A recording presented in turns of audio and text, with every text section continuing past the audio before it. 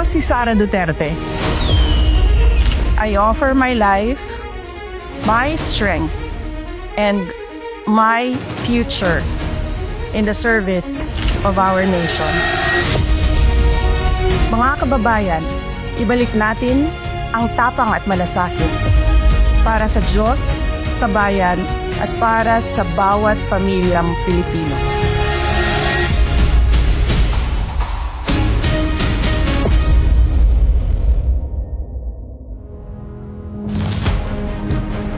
Magandang araw mga kababayan.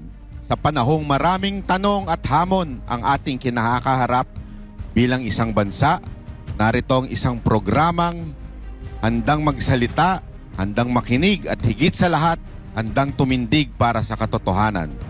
Ito ang ibalik ang tapang at malasakit. Isang talakayang walang inuurungan, walang iniiwasan at walang kinikilingan, kung hindi ang kapakanan ng sambayanang Pilipino. Sa bawat episode, bubusisiin natin ang mga isyong bumabagabag sa bayan, mula sa politika at pamamahala hanggang sa mga problemang direktang tumatama sa kinabukasan ng bawat Pilipino. Ito hindi lang headline ang mahalaga, kundi ang epekto nito sa totoong buhay ng tao. Layunin ng programang ito na maging tulay ng tunay na boses ng bayan. Isang plataporma kung saan malaya kayong magtanong, magpahayag ng saloobin at makilahok sa pambansang usapin. Dahil ang demokrasya ay hindi lang maririnig tuwing eleksyon. Ito'y sinasabuhay sa bawat pakikilahok. Ako po si Banat Bay. At ako naman po si Boss Dada. Makisali, makialam, makibahagi. Ito ang ibalik ang tapang at malasakit, kung saan ang boses ng bayan ang tunay na lakas ng pagbabago. Sama-sama nating ibalik ang tapang, buhayin ang malasakit at mahalin natin ang Pilipinas.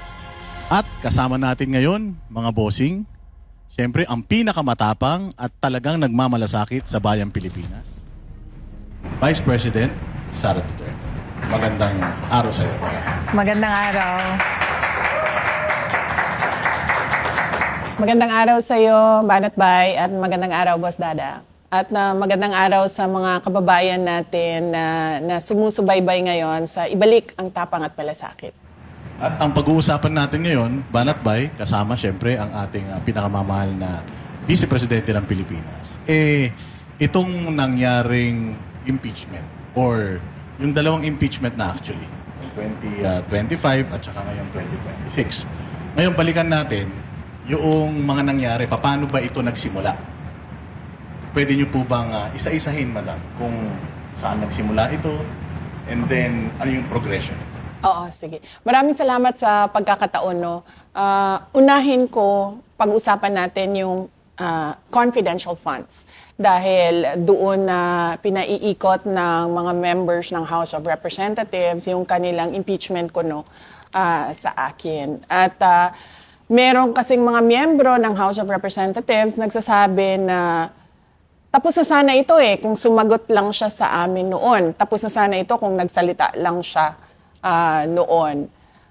Pero hindi kasi makatotohanan yung sinasabi nila na hindi ako sumagot. Kasi kung maalala ninyo, noong nagbukas sila ng hearings in aid of legislation sa Committee on Governance ng House of Representatives, makikita nyo doon, noong unang-unang hearing, nandoon ako. Para sumagot, nagbigay ako ng opening speech. Sinabi ko sa kanila na ito ay fishing expedition sa kawalan ninyo ng ebidensya sa paggamit ng confidential funds. Tapos, ginawa nilang malaking issue yung hindi ko pag-oath. Hindi malaking issue yon dahil nakalagay sa rules nila at binasa ko pa ulit-ulit yung rules ng House of Representatives. Kinonsulta ko pa ang isang abogado, dalawa kami nag-usap. Sabi ko, nakalagay dito, witness lang ang mag-oath. Ang resource persons ay hindi kailangan mag-oath. Pwede kang mag-cooperate, pwede kang sumagot, pwede kang magsalita, pero hindi mo kailangan mag-oath. So yun yung pinaglalaban ko doon. Kasi may rules kayo Sundin naman natin kung ano yung rules ng House of Representatives. Pero gusto talaga nila mag-oath ako, umupo ako doon, at kahit ni isang tanong, wala silang ibinigay sa akin. Napapansin ko na lahat ng tanong nila doon na sa ibang resource persons. So nagpaalam ako kasi sinasayang nila yung oras ko doon eh. So nagpaalam ako sa chairperson ng Committee on Good Governance. At sinabi ko, alis na ako. Maayos naman siyang nagsabi na, okay, sige, alis ka na. Ni-release niya ako, pinaalis niya ako, nagpaalam ako maayos.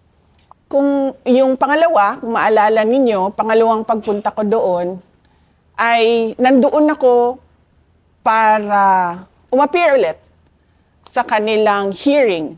At umupo ako doon at sinamahan ko yung mga Office of the Vice President personnel na nagdesisyon na pumunta sa hearings.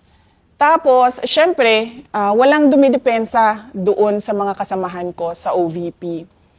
Ang nangyayari kasi kapag ordinaryo ka na empleyado ng gobyerno o ordinaryo ka na mamamayan, hindi ka pwedeng magsalita doon na ikaw yung tama.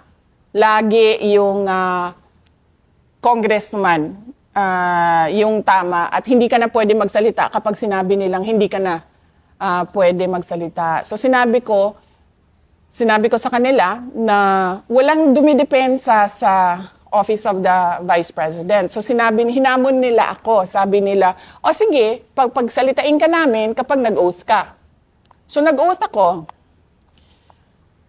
Noong nag-oath ako, pinaupo nila ako balik, tapos wala na naman silang tanong. Kahit isang tanong.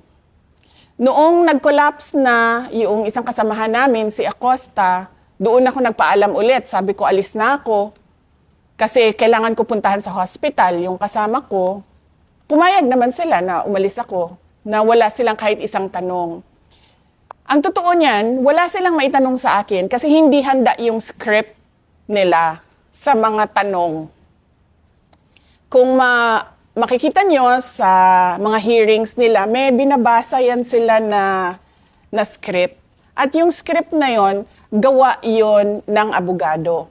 Kasi nga, isa siyang fishing expedition for evidence. Naghahanap sila ng kung ano yung pwede nilang gawing ebidensya. Kaya sila nagbabasa. Kapag wala doon, hindi nila masabi.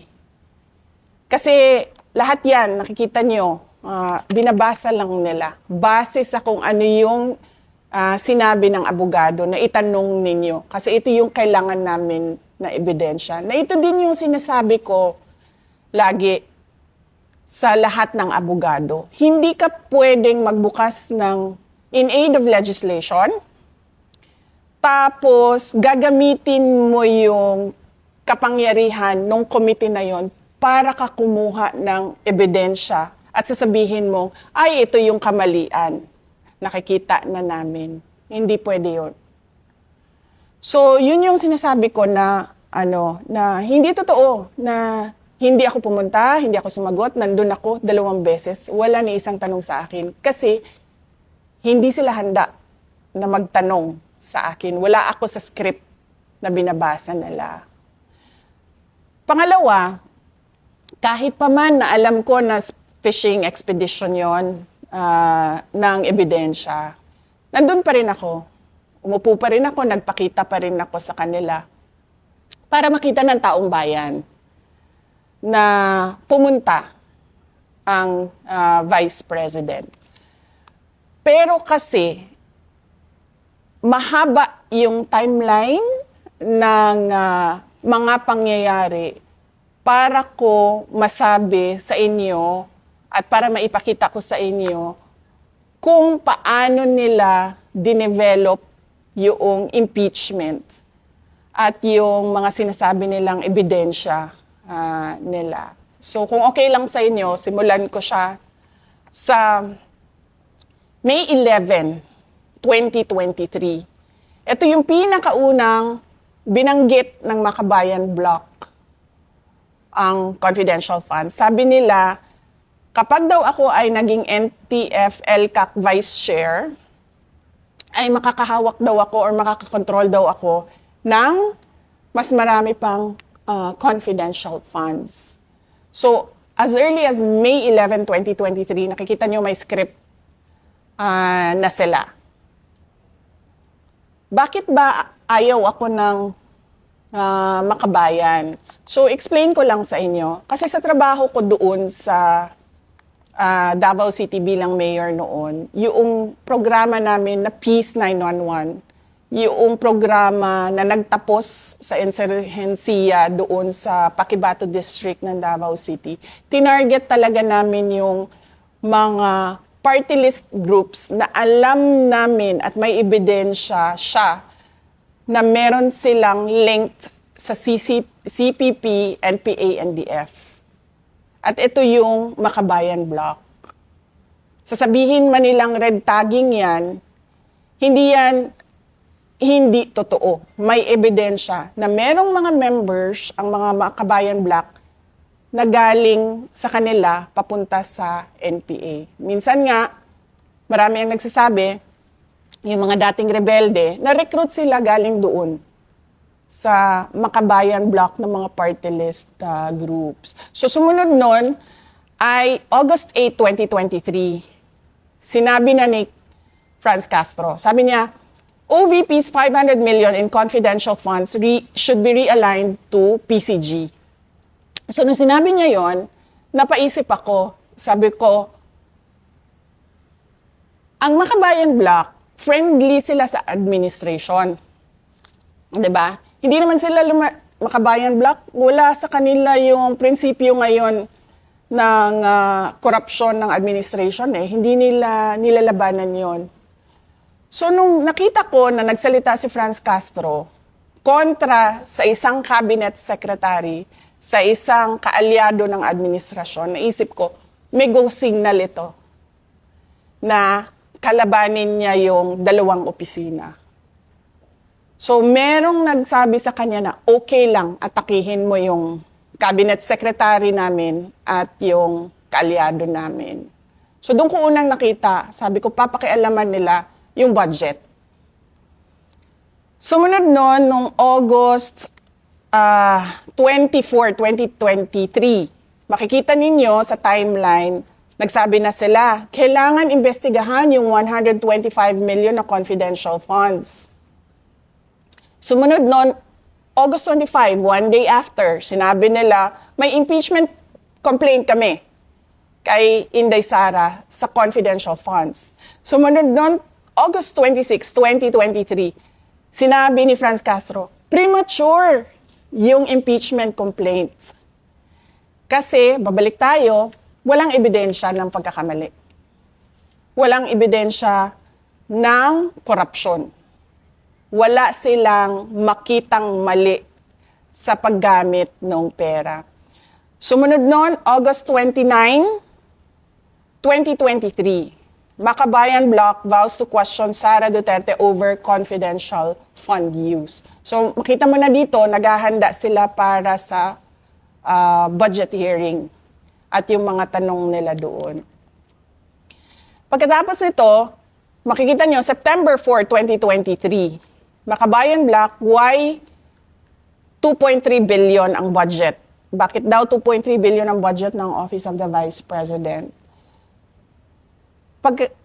Nung nag-appear si Franz Castro sa hearing ng Commission on Audit, sumunod na araw nun, September, or a few days after, September 14, lumabas yung unang-unang Audit Observation Memorandum sa confidential funds ng Office of the Vice President.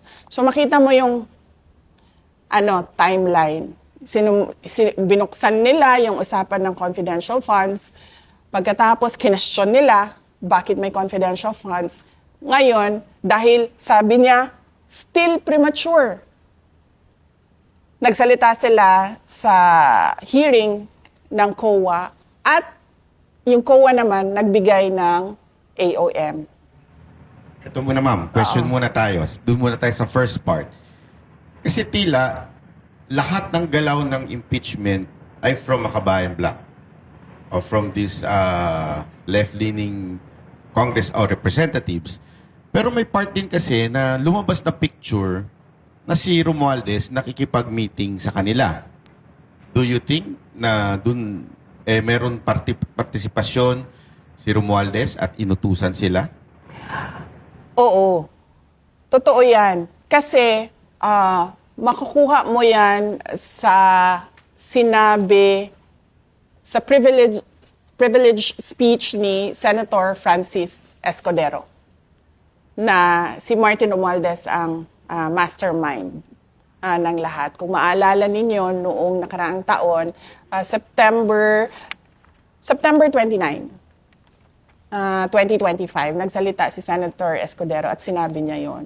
At tama ka, kasi pagkatapos nung AOM ng COA sa OVP, September 14 yon, nagsalita na si Stella Kimbo. Dito nanggagaling yung narrative na inubos ng 11 days.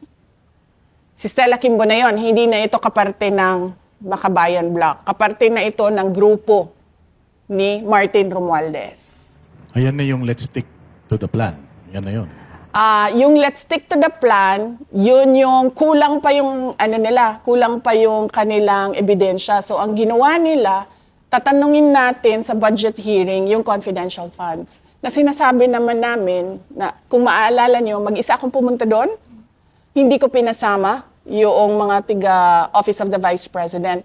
Kasi may nagsabi na sa akin galing sa House of Representatives. Sabi niya, mapapahiya yung opisina ninyo. Sabi ko, okay, sige. Sabi ko sa mga kasamahan ko sa OVP, sabi ko, papahiyain tayo So sabi ko, wag na kayong pumunta. Kasi mga ordinaryong empleyado ito, hindi naman itong mga politiko, wala silang power at all. Tapos aatakihin sila, syempre, ng publiko, di ba? Kahit hindi totoo yung mga akusasyon. So sinasabi ko doon sa budget hearing, wala kaming request ng confidential funds. Pero bakit kayo nagtatanong tungkol sa confidential funds? 2 tanong lang doon ang hindi confidential funds. Lahat yun, puro confidential funds, na wala naman sa budget proposal ang confidential funds. So, makikita mo, nagsalita na si Kimbo. Dito nanggaling ang narrative na, inubos ang pera, nilustay ang pera ng 11 araw, 11 days. So, dyan nagsimula yon. Tapos, sumunod na yung September 25, 2023. Yan na yung sinasabi ko sa inyo. May kinalaman si Martin Romualdez dahil yung Makabayan Bloc nakipag-meeting sa kanya, sa opisina niya. Nag-meeting kami, sila naman yung nagsabi publicly. Nag-meeting kami patungkol sa confidential funds. So dun na semento yung partnership, kumbaga, ni Martin Romualdez at nung Makabayan Bloc. Na kung makikita ninyo, pagkatapos ng September 25, lumabas October 3, 2023, ang pangalawang AOM ng Commission on Audit. Kasi, paniwala ko, yung unang AOM, nakita ng Commission on Audit, wala tayong makukuhang ebidensya dito. Dadagdagan natin yung AOM. Gagawin nating, papahirapan natin sila na mag-comply ng documents. Bigay tayo ng isa pang AOM para may makuha tayong ebidensya. Ma'am, pwede natin explain ko ano yung AOM sa mga hindi nakakaalam po ng AOM. Opo. Ang AOM ay ito yung Audit Observation Memorandum. Na kung makikita nyo sa Office of the Vice President, lahat ng AOM namin, nasasagot namin. Kaya namin nakukuha yung unmodified opinion. Kasi wala naman kasi talaga kaming ginawang katiwalian. Nagtrabaho lang kami ng maayos sa Office of the Vice President. So ito yung binibigay nila ng Commission on Audit kapag meron silang mga tanong sa budget ng loob ng isang opisina. Tapos ikaw naman, na doon sa OVP, sasagot ka, o ito yon yung tanong mo, ito yung sagot niyan. Ito yung sagot. Pero makikita nyo dito, nasagot namin lahat.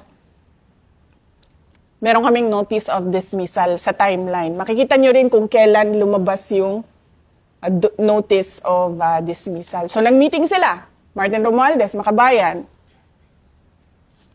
8 days after, lumabas ang pangalawang AOM. Noong, syempre alam ko na na impeachment ito.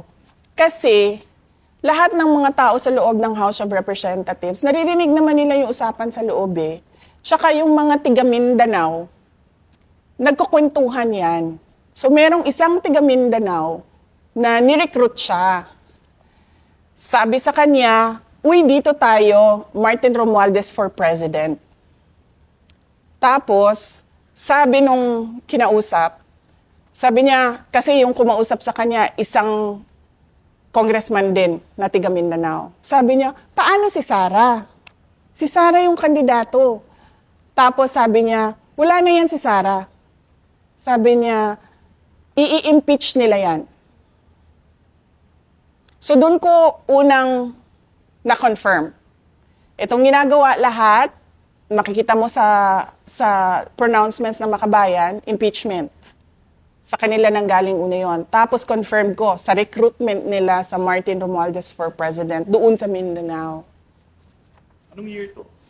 2023. So, isang taon pa lang after yung manalo. Kasi kung makita nyo sa mga sumusunod na budget, nandun yung AKAP, AIX, tupad na pinamimigay nila sa bagong Pilipinas caravan nila. Kasi iniisip siguro nila, yun yung paraan kung ito yung vehicle, kumbaga, sasakyan niya papunta sa presidency. Yung pamimigay ng pera kung saan-saan. Na hanggang ngayon, by the way, walang tumingin kung totoo nga ba yung mga recipients doon sa AIX at sa tupad at sa AKAP na nilabas na pera ng gobyerno. So parang sinasabi niyo po pala yung nauna yung idea na impeachment bago maghanap tayo ng ebidensya. Yes.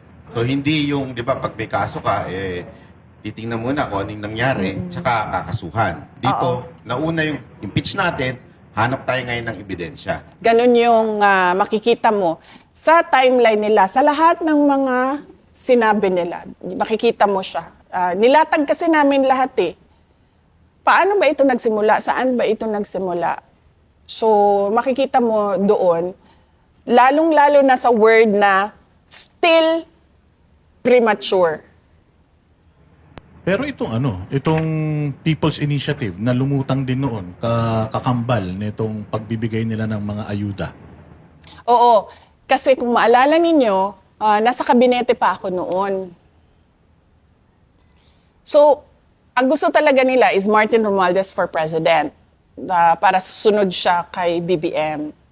Nasa kabinete pa ako noon. So, hindi nila ako maatake ng diretsahan. Ang ginawa nila, nag-People's Initiative sila.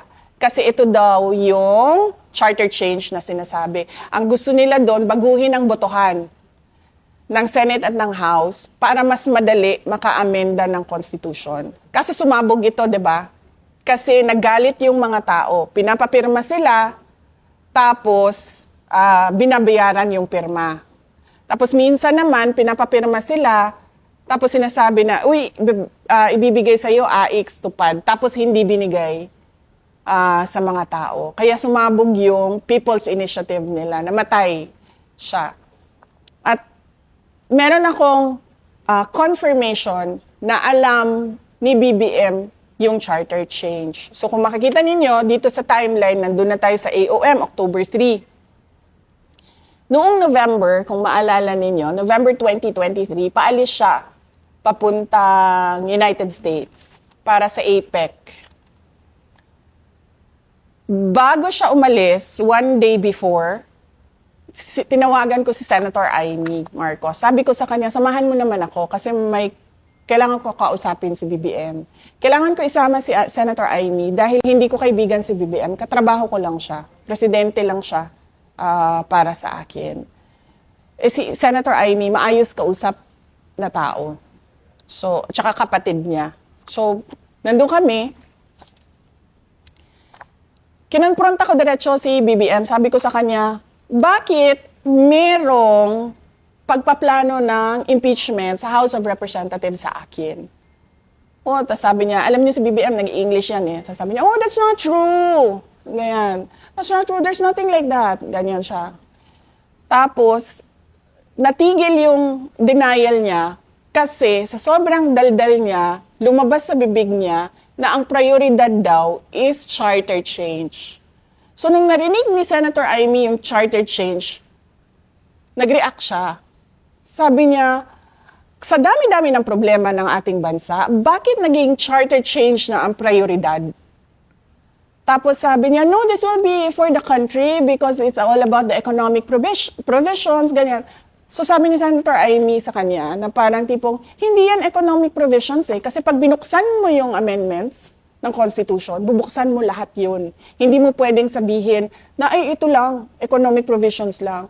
Kasama na dun yung political. Doon kasi unang diniscuss na tatanggalin ang opisina ng Vice President at papahabain yung terms ng members of the House of Representatives. So more than 3 years na yung isang termino.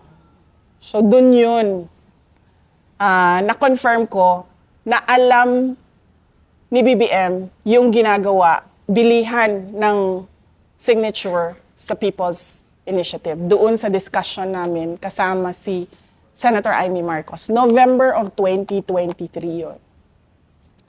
Kung makikita nyo sa pag-alis niya, nandoon ako, bago siya umakyat sa hagdanan, lumapit siya sa akin.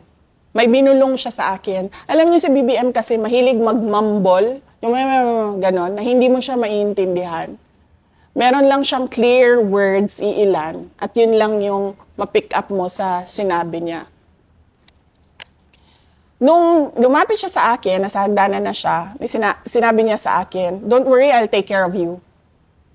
So parang nagulat ako, na parang nagsinungaling ka kagabi na hindi mo alam ang impeachment. Kasi bakit ka naman magsasabi ng I'll take care of you? 'Di ba? Ang tagal namin nagsama sa kampanya, halos mamatay-matay na kami sa init, sa dehydration, sa pagod. Hindi man nagsabi yan ng I'll take care of you? Tapos bigla, meron akong kinompronta sa'yo na usapang impeachment sa House of Representatives, ibubulong mo sa akin bago ka umalis, I'll take care of you. Why do you need to take care of me? You know something.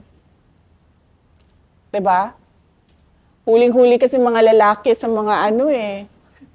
Oo nga eh. Sa mga pambobola eh. Sa kanya po kayo tumingin. Pero I'll take care of you. Sinabi niya yun. So, ano dating sa'yo nun? Nung sinabi niya yun? Kung ikino-connect mo ito na meron siyang alam.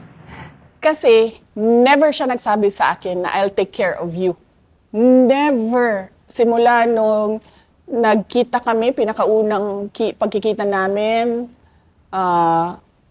na para mag-discuss ng pagtakbo namin, ng unity team, doon sa kampanya, wala, yan siya sinabi. Hanggang, ano na yon, November 2023 na yon, first time mo magsasabi na I'll take care of you, after kita kinonfront, na pinagpaplanuhan yung impeachment ko dyan sa loob ng House of Representatives. So do you think na si Romualdez na nagpaplano, then here comes Marcos, sasabihin niya, akong bahala sa'yo, huwag kang mag-alala, or I will take care of you. Or kasama siya doon sa plano ng impeachment. Kasama siya doon. Kasi, bakit mo naman i-deny tapos sasabihin mo, I'll take care of you? Hindi niya siguro kasi naisip na mahuhuli yung pagsisinungaling niya by his words the next day. I'll take care of you. Don't worry, I'll take care of you. Why should I be worried? 'Di ba? So, ibig sabihin, yung worry na nire-refer niya, yan yung binuksan ko na konfrontasyon. Bakit may impeachment? So ang dating, parang dahil nabisto mo na, huwag ka mag-alala, relax ka lang. Parang ganun ba yung dating sa'yo? Oo. Akong bahala sa'yo. 'Di ba? I'll take care of you. Akong bahala sa'yo. O siya nga talaga bahala kasi siya naman direktor ng lahat ng mga bagay na ito. So, tutuloy ko yung timeline. Malayo pa tayo sa ilang pages pa ito. So, ayun. So, December. Di ba maalala nyo, December, tinanggal yung budget ng Office of the Vice President. Wala na kaming, yung sabi ni Franz Castro, bakit 2.3 billion? Pagdating ng December, paglabas ng budget, approximately 700 million na lang yung OVP budget. Nalaman niya na nasa Davao ako. Pumunta siya sa Davao, si BBM. Tapos, akala ko ang pag-uusapan namin ay yung pagtanggal ng budget ng OVP. Nung nakumakain na kami, walang sinasabi. Puro walang kwentang usapan na hindi mo alam saan papunta yung biglang ang pag-uusapan, rice fields, sa susunod yung swahe na kinakain. Ganun, okay, sige. Parang ako, uwi na tayo, sayang yung oras natin dito. So, kumakain sila, tapos yung palabas na kami sa restaurant doon sa Davao City, eto na naman siya, yung kanyang pagbubulong na mumbling niya, na hindi mo alam kung takot ba ito magsalita, ayaw niyang magsalita, hindi siya makapagsalita, natatakot siyang mahuli siya sa pagsisinungaling niya, ganun siya. Tapos sabi niya, ang nakuha ko lang sa sinabi niya, mag-ingat ka, tuturuan ka namin. So ito na naman tayo, mag-ingat ka. Bakit ako mag-iingat? Yung tuturuan ka namin, yun ang hindi ko maintindihan talaga hanggang ngayon. Tuturuan ka namin ng leksyon? Kasi ganun yun eh. Tuturuan kay ma'am na kung ano yung isasagot, tapos ikakapahamak nyo. Baka tuturuan kayo ng mga bagay na ginagawa nila na hindi nyo ginagawa. Hindi ma'am, pero na-observe ko doon sa sinabi nyo kanina, si Franz Castro na naman ang nagkomento doon sa budget nyo na bilyon. Tapos biglang bumaba. So parang nasusunod ba sa administrasyon na to itong mga makakaliwa, itong mga kakampi ng CPP, NPA, NDF? Parang ganun. Pagdating sa Duterte, nagsasama-sama sila ngayon pagdating kontra Duterte. Naiintindihan ko ang Makabayan Block kasi sabi ko nga sa inyo, may programa kami doon na tinapos talaga namin yung insurgency. Kasali sila sa... kasali sila. Wala yung stronghold nila sa Davao City, yung Paquibato District. Kasali sila doon sa mga sinurveillance, inimbestigahan, tiningnan kung saan sila pumapasok na mga lugar sa Davao City, ano yung sinasabi nila sa mga tao, ano yung parang pag-poison ng utak ng mga tao. Ganun yung naiintindihan ko ang Makabayan Block. Paano ba sila mag-operate sa Davao? Lalong-lalo na itong party list nila, yung ACT teachers. Oo, ang Makabayan kasi, 'di ba, is Bayan Muna, Anak Pawis, Gabriela, Kabataan, tsaka ACT teachers. Ang malakas sa Davao ay noon, nung nandiyan pa yung mga leaders nila, Bayan Muna, Anak Pawis, tsaka Gabriela. Yan yung malakas sa Davao noon. Paano sila? Pumupunta sila sa mga depressed areas. Yung mga tao ba na madali mo makumbinsi? Kasi panghahawakan na lang nila kung ano-ano ang any kind of hope na makita nila na makakatanggal sa kanila sa kahirapan. Doon sila pumupunta. Mga indigenous peoples, tribes, sa mga low-income families, sa mga informal settlers. Dito sila nagre-recruit ng mga kasamahan nila. Pag na-recruit nila, saan po nila dadalhin ito?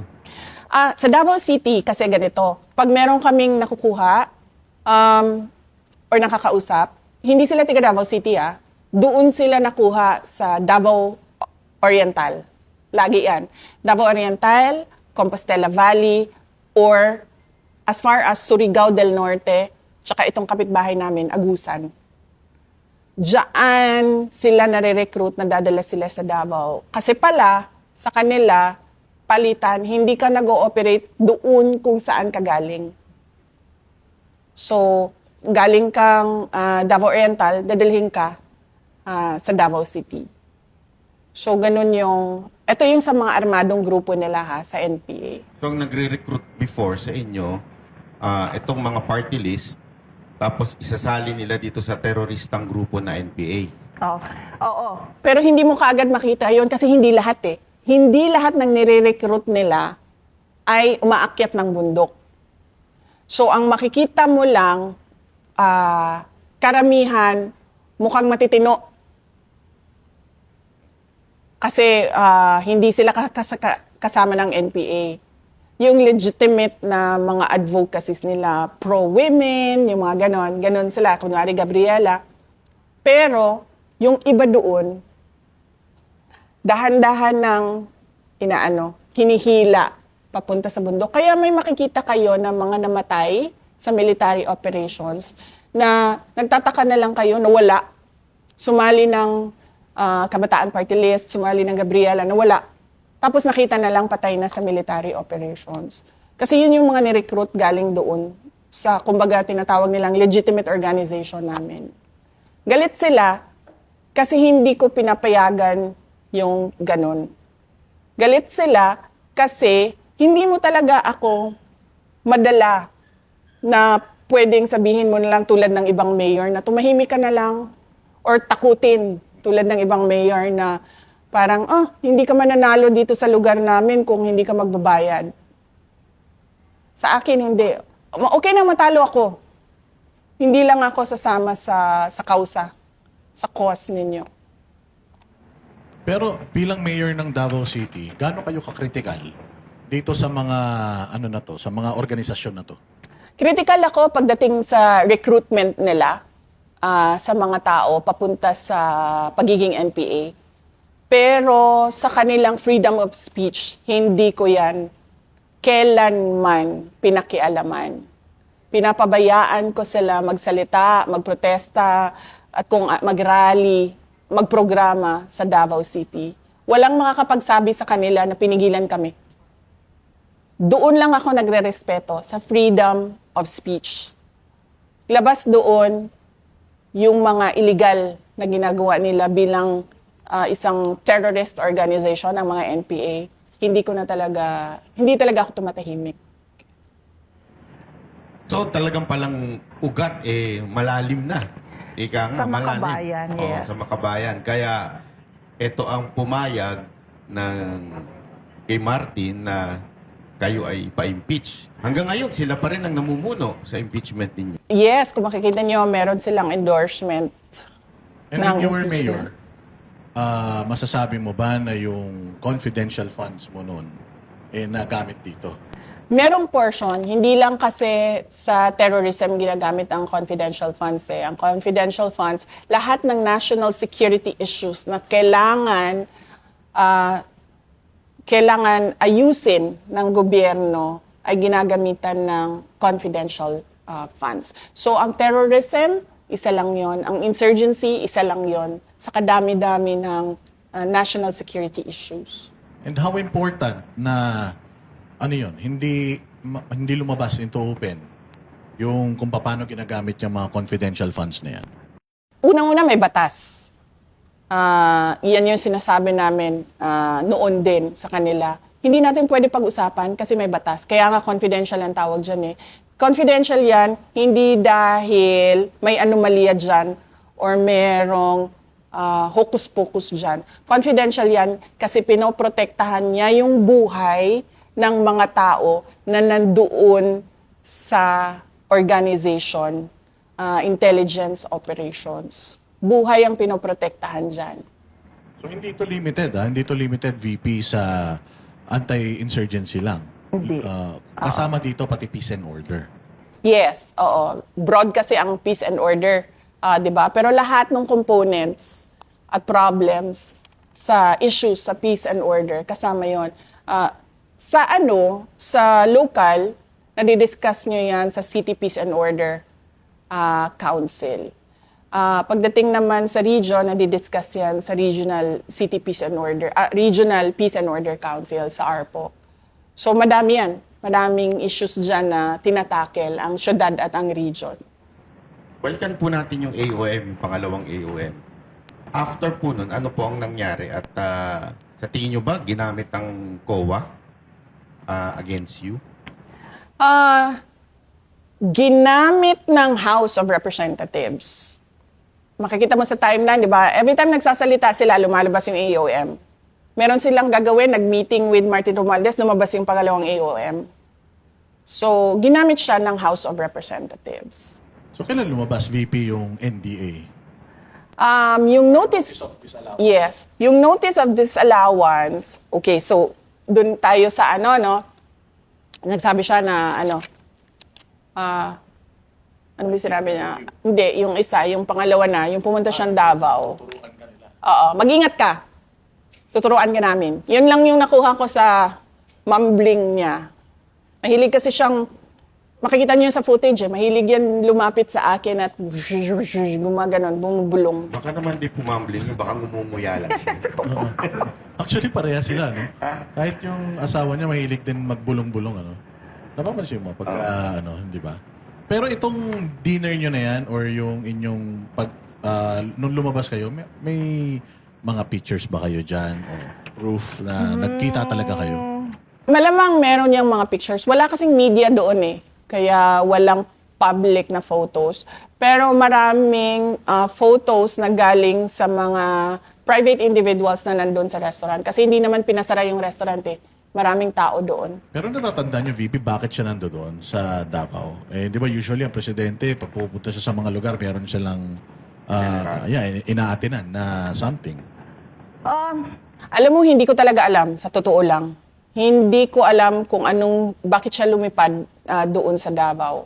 Ang akala ko ay meron siya pupuntahan, pero ang sinabi, eto, sasabihin ko sa inyo pag personal knowledge ko, pag chismis lang. Okay? Ang narinig ko, natulog siya sa bahay ni Anton Lagdameo that night.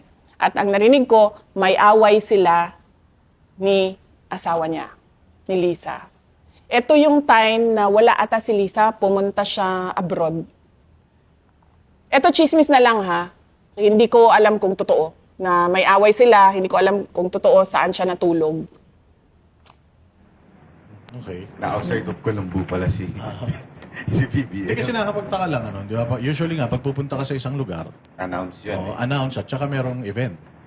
Pero ito, unannounced, tapos wala namang formal na, formal na dinner, parang niyaya lang po kayo, di ba? Oo, dinner lang yun. Wala po kayong pinag-usapan except yung bulong. Doon sa dinner, wala. Doon sa dinner, hindi kasi na ako nakikinig kay BBM kasi hindi ko, basta alam ko lang pinag-usapan yung shrimps, pinag-usapan yung rice field, yun ang maalala ko. Meron pa kasi ibang tao doon sa table hindi lang kaming dalawa Oo, so meron pang mga ibang tao doon. So, okay, so ano yun? Pagkatapos yun na tinanggal yung budget ng Office of the Vice President. Tapos, from January to July of 2024, makikita nyo merong mga spurts of impeachment na usapan. Dito yung 11 days ni Lustay, 11 days ni Lustay ni Inday Sara, ganon. Inday Lustay, kaya dito yon, paulit-ulit yon. Ito yung height ng media attack nila, PR attack nila. Tapos, July 19, 2024, nag-resign ako sa DepEd, kung maalala ninyo. Kasi, sinabi ko naman pinakialaman nila yung budget, ng Department of Education ng House of Representatives. Hanggang ngayon, di pa nasasagot yon. Kung maalala nyo, sinabi ko, chinap-chap nyo, pinaghati-hatian nyo, inattach nyo yung listahan ng mga pangalan ng mga congressman sa GAB. Hanggang ngayon, walang sumasagot doon na. Tapos, yung bang kawalan ni BBM ng sinseridad sa kung ano ba talaga ang solusyon sa problema ng bansa. At yung mga promises niya na hindi niya tinupad, tulad nung 20 pesos ang bigas. Na sinasabi ko, nung sinabi niya yon, alam niyang nagsisinungaling siya. Kasi alam natin lahat na hindi pwedeng ibaba ng 20 pesos ang bigas. Kahit sinong rice farmer, middleman, sinong may-ari ng ektar-ektaryang palayano, di mo kaya. Ma'am, nabanggit niyo yung pinirmahan para sa mga congressman. Ito yung parang allocation nila para sa DEP. So, ibig sabihin, hindi lang pala sa DPWH, hindi lang pala kung saan-saan, pati sa DepEd, pinakikialaman nila yung pera. Yung school building program, yes. Na sinasabi ko lagi, hindi pwedeng kunin ng House of Representatives ang budget ng school building program kasi ikaw na congressman ka, ang prioridad mo, dahil politiko ka, ay boto. Diba? So ilalagay mo yung paaralan na yan, yung classroom na yan, kung saan ka makakakuha ng advantage sa boto. Sinasabi ko sa kanila, hindi pwede yun. Bigay nyo yan sa Department of Education, doon sa regional directors, doon sa superintendents, doon sa mga principal. Kasi sila yung nakakaalam talaga ng totohanang pangangailangan doon sa baba. Madaling salita, hindi po kayo nag-ipin, kaya medyo nag-init talaga lalo ang ulo ng mga to sa inyo. O hindi talaga. Hindi ako papayag na babuyin nila yung trabaho ng Department of Education. So naisip ko, since ganyan ang ginagawa niyo sa budget, tapos ako pa rin yung aatakihin ninyo, kasi walang ginawa yung Department of Education, kahit meron naman, kahit ginawa na yung matatag agenda na susundan na lang ng lahat para merong accomplishment yung administration, sabi ko, kayo na lang. Kayo na gumawa niyan, kayo na ang pumirma niyan. Ayaw ko pumirma. Ito po ba yung dahilan kung bakit walang natayong masyadong classroom? Ako, hindi ko alam sa kanila. Hindi ko alam sa kanila at saka yung pagda-download ng pera sa local government unit para sa pagtayo ng mga classroom.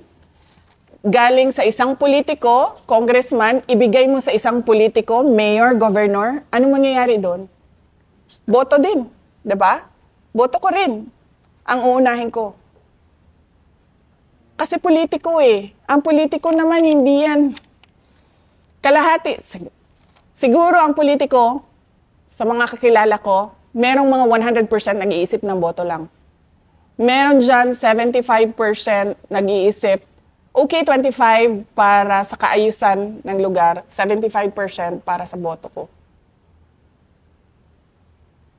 Ganun ang mindset ng politiko. Paano ba ako makakabalik sa posisyon ko? Nung umalis ka sa Department of Education, hindi mo ba naisip na pag iniwanan ko to, magagawa na nila yung mga gusto nilang gawin? Versus kung nandito ako, mapoprotektahan ko pa yung kapakanan ng mga estudyante at saka ng mga proyekto. Totoo yan. Naisip ko yon. Sabi ko, kung aalis ako dito, hindi ko na magagawa yung tama. Ang problema kasi, the previous year, 2023, doon nila inattach yung listahan ba nila ng paano nila pinaghati-hatian yung school building program. Sinubukan namin na ayusin siya sa Senate. Hindi nangyari. Nagtulak kami ng natulak na ayusin siya, ibalik niyo sa DepEd, trabaho ng DepEd yan sa BICAM. Hindi nangyari. Kasi nga sabi ko, pagdating sa BICAM, wala naman tao dun eh. Si Martin Romualdez at si Zaldico lang yun. So, ito na naman, alam kong mali. Noong 2023, hindi pwede yan. Nagsabi na ako sa USEC ko. Sabi ko, hindi pwede yan. Sabi niya, kung ma-hostage yung budget, sabi niya, lahat ng projects, madidelay. So sabi ko, okay, sige. Pagdating ng July 2024, hindi na ako pumayag. Ayoko na pumirma ng mali. Kasi ganun na naman, tinanong ko sabi ko, ganun ba yung gagawin last year, gagawin din ngayon? Sabi, oo daw. Hindi na, wag na. Kasi, pipirma ka doon, alam mong mali Ayoko. Ang ano ko lang doon, ang dilemma ko lang doon is, alam kong itutuloy yung impeachment kung aalis ako. Kasi ang naghahawak lang ng pagtigil ng impeachment noon ay yung posisyon ko sa cabinet, yung pagiging cabinet secretary ko. Tumitira sila, pero hindi nila magawang ituloy yun. Kasi nakaupo, parang tanga naman kasi, di ba? Kung ang president ka, inaatake yung DepEd secretary mo, tapos biglang may impeachment sa DepEd secretary mo. So, hindi mangyayari na merong impeachment.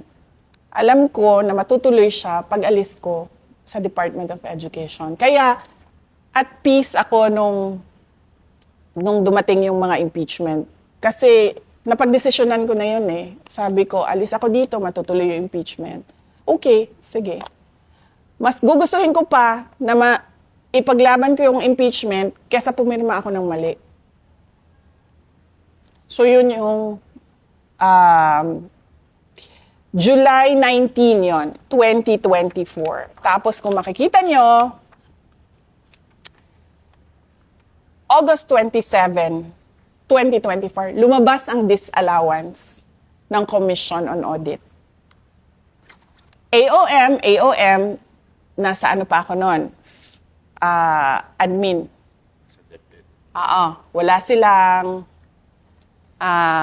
Wala pa silang ebidensya, so gamitan natin to ng AOM. Umalis ako sa DepEd, nag-resign ako, lumabas ang disallowance. Ito yung ebidensya nyo. So yung pangalawang AOM ang nag-trigger nung notice of disallowance? Halo-halo na siya halo-halo na siya. Pero yung sa notice of disallowance, ito na lang yung mga parts na sinasabi namin, ito yung mga papeles dyan. So reconcilable siya? Meron kaming motion for reconsideration na na parang tipong nasasagot ng mga submissions na ito yung hinahanap ninyo na supporting documents. At hindi yun sinasabi doon sa mga pagdinig sa Congress? Siyempre hindi, kasi hindi sasabihin yun ng House of Representatives. Even nga yung credit notice ng Department of Education sa confidential funds, malinis na naayos yung submissions. Hindi nila binabanggit yan. Siyempre, ang kasi ng House of Representatives ngayon, sirain yung pangalan. Swerte na tayo kung ma-impeach siya. Dalawa yun sirain ang pangalan, i-impeach siya. So kung hindi man natin makuha yung impeachment, at least sirang-sira na yung pangalan niya. Pero linawin lang natin, Boss Dada, yung notice of disallowance hindi ibig sabihin guilty sa paglustay o korupsyon. Ito'y sinasabi lang may mga kulang na dokumento na which is naibigay naman din po. Tama po ba ang aking intindi? Yes, opo. May submissions talaga kami. So after doon, pero yung part na nagsubmit na kayo, wala nang nilabas ang Congress, ang House? Pagkatapos ng disallowance, wala nang sumunod. Pero meron kaming expectations na merong susunod. Kasi hindi naman sila titigil Inaantay ko nga sila na tumigil na ba. Kasi paulit-ulit na ako nagsabi, hindi ako yung problema ng bayan. Ang problema ng bayan, korupsyon, kahirapan, kriminalidad, illegal na droga. Madami pang iba, kagutuman. Pero kayo po ang problema ni Martin. Ako ang problema ng makabayan, ng administrasyon ni BBM, ng asawa ni BBM mismo, ng anak ni BBM. Yan yung sinasabi ng taong bayan ngayon, 'di ba? Bakit tayo nakatutok sa paghabol kay Inday Sara? Ito ang listahan ng problema ng bayan. Hindi po ba nakabag si BBM nung bumulong na I'll take care of you narinig nung asawa? Oo. Di ba? Kasi yung sumunod na, iba na eh. Tuturuan na siya kung paano magsinungaling. Oo. Hindi, tuturuan lang siya. Tuturuan ka namin. Hindi ko alam kung anong ituturo at sino si namin. Sino sila. Hindi ko naintindihan yun na part. Pero naintindihan ko yung mag-ingat ka. Kasi pag sinabihan ka ng tao na mag-ingat ka, hindi yung ingat, bye-bye, ingat, hindi ganun eh. Mag-ingat ka. So pag sinabing ganun, ibig sabihin, may alam siya. Ba't hindi mo pinaulit sa kanya yung hindi mo naintindihan? Ay, hindi ba? Pag may sinabi sa'yo, hindi mo naintindihan, ano yun? Hindi mo ba? O Hindi ko siya ginanon. Hindi ko siya, ano yun? Hindi. Nakikinig lang ako sa bulong niya. Kung makikita niyo yan sa footage, nakikinig lang ako sa bulong niya. Hindi ko nga alam bakit nagbubulong eh. May timeline nga yun eh. Yung una, di ba, take care? O, tapos, na-outside ako lang po siya. Kaya sila nag-meeting ni ma'am sa, kumain sa Davao. Tapos doon na siya, mag-ingat ka. Tuturuan kami. Mag-ingat siya sa asawa. Ano pa yung ibang mga instances na binubulungan kanya na hindi mo naiintindihan?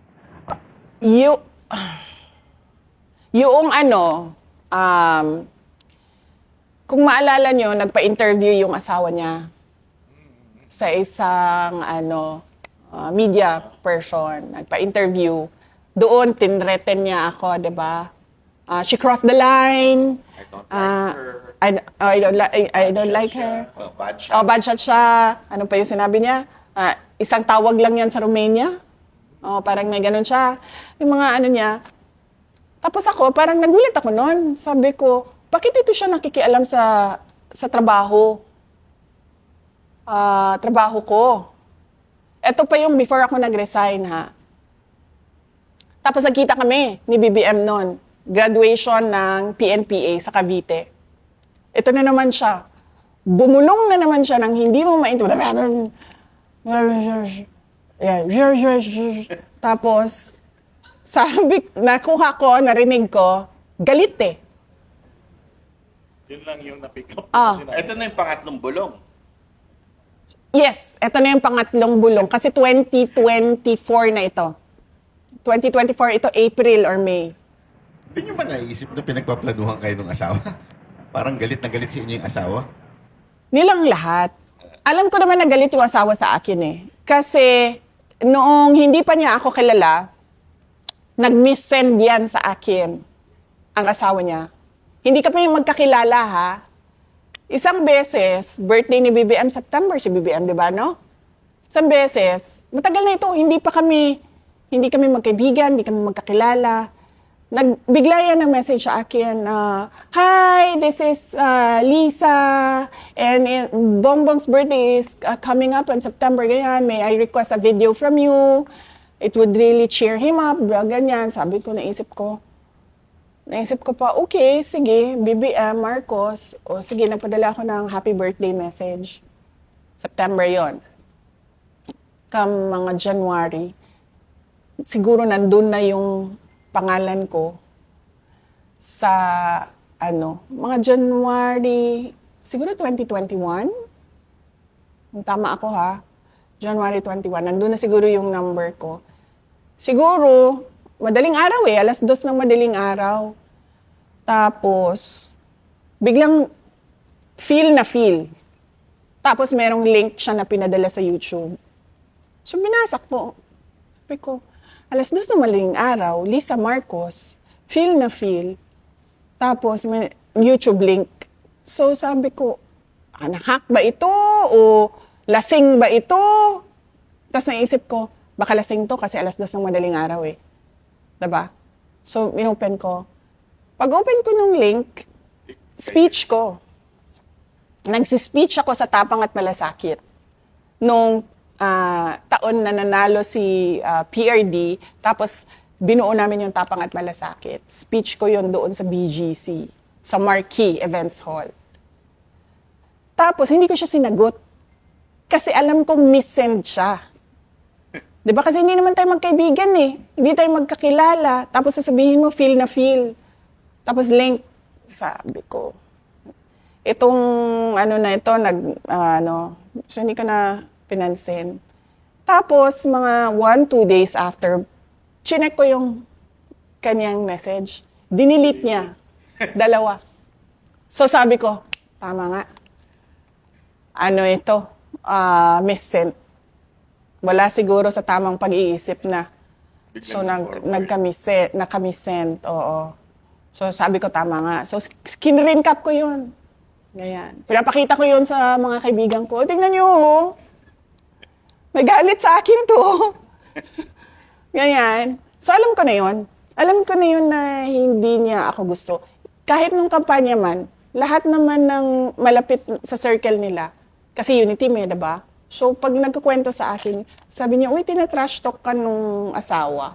Sabi ko, oo nga eh. Sabi ko, pero wala naman silang ikaka-insecure sa akin eh. Tumakbo na nga akong vice president eh. Tumutulong na nga ako sa bayan, sa kanila. Grabe, no? Hindi, alam niyo, kaya siguro baka isipin ng iba dahil lang sa asawa. Tinatanong natin to para malaman natin kung sino yung nasa likod talaga ng impeachment. Dahil malay mo, baka kasama pati sa pagplano yung asawa at saka si Martin dahil sila po ay magkamag-anak. Posible Tsaka kaya nag-stem to. Malayo pa yung election, 2021. May mga ganitong instances na eh. So, talagang, ginamit lang si VP, para sa akin parang ginamit lang talaga si VP para makaposisyon sila. And then, eventually, yun talaga plano nila. Kasi sa mga timeline na sinasabi ni Madam, makikita mo talaga eh. Tapos makikita mo kung sino yung mga inactivate nila para gawin ito. Hindi nila kayang gawin on their own eh. So, inactivate nila yung may galit sa inyo. Which is makabayan. Di ba? Oo. Nagsama-sama sila. Tsaka yung dilaw.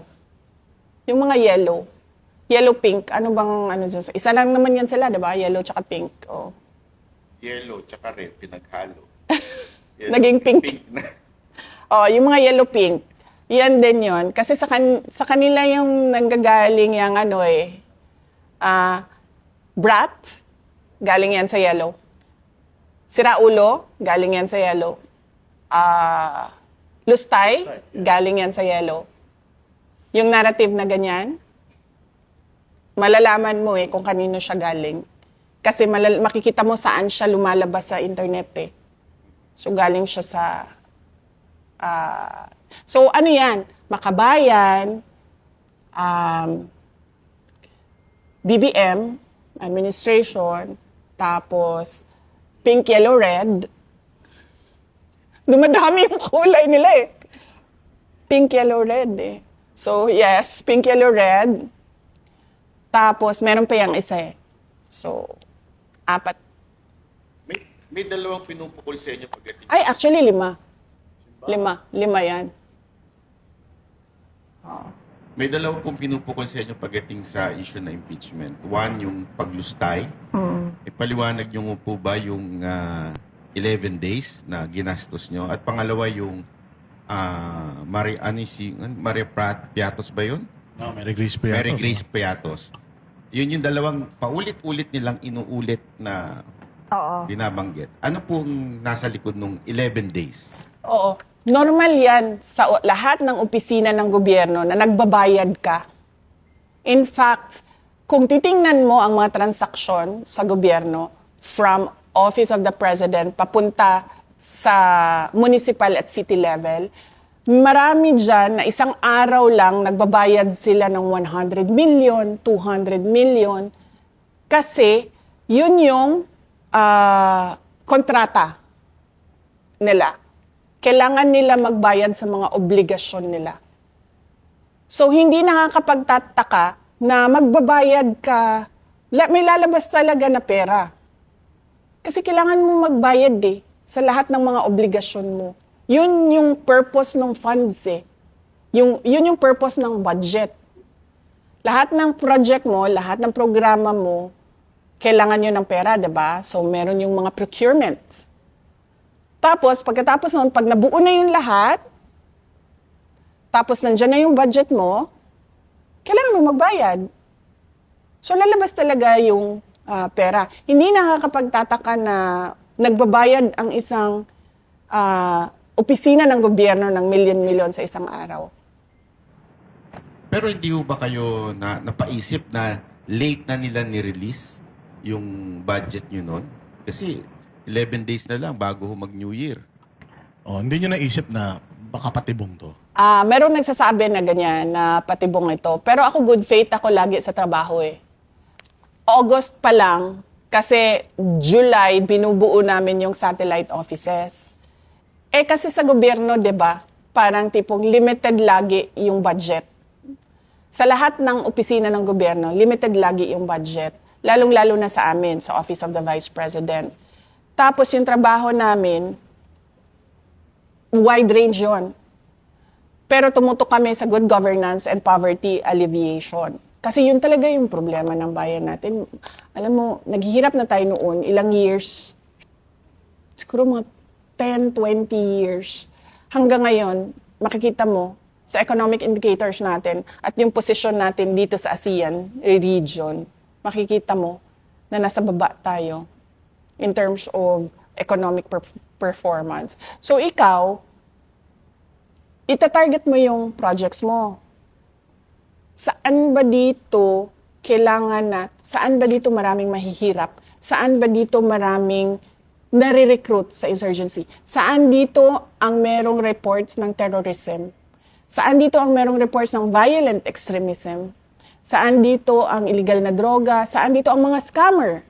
Saan dito ang mga rapist? Saan dito ang may reports ng child abuse, trafficking?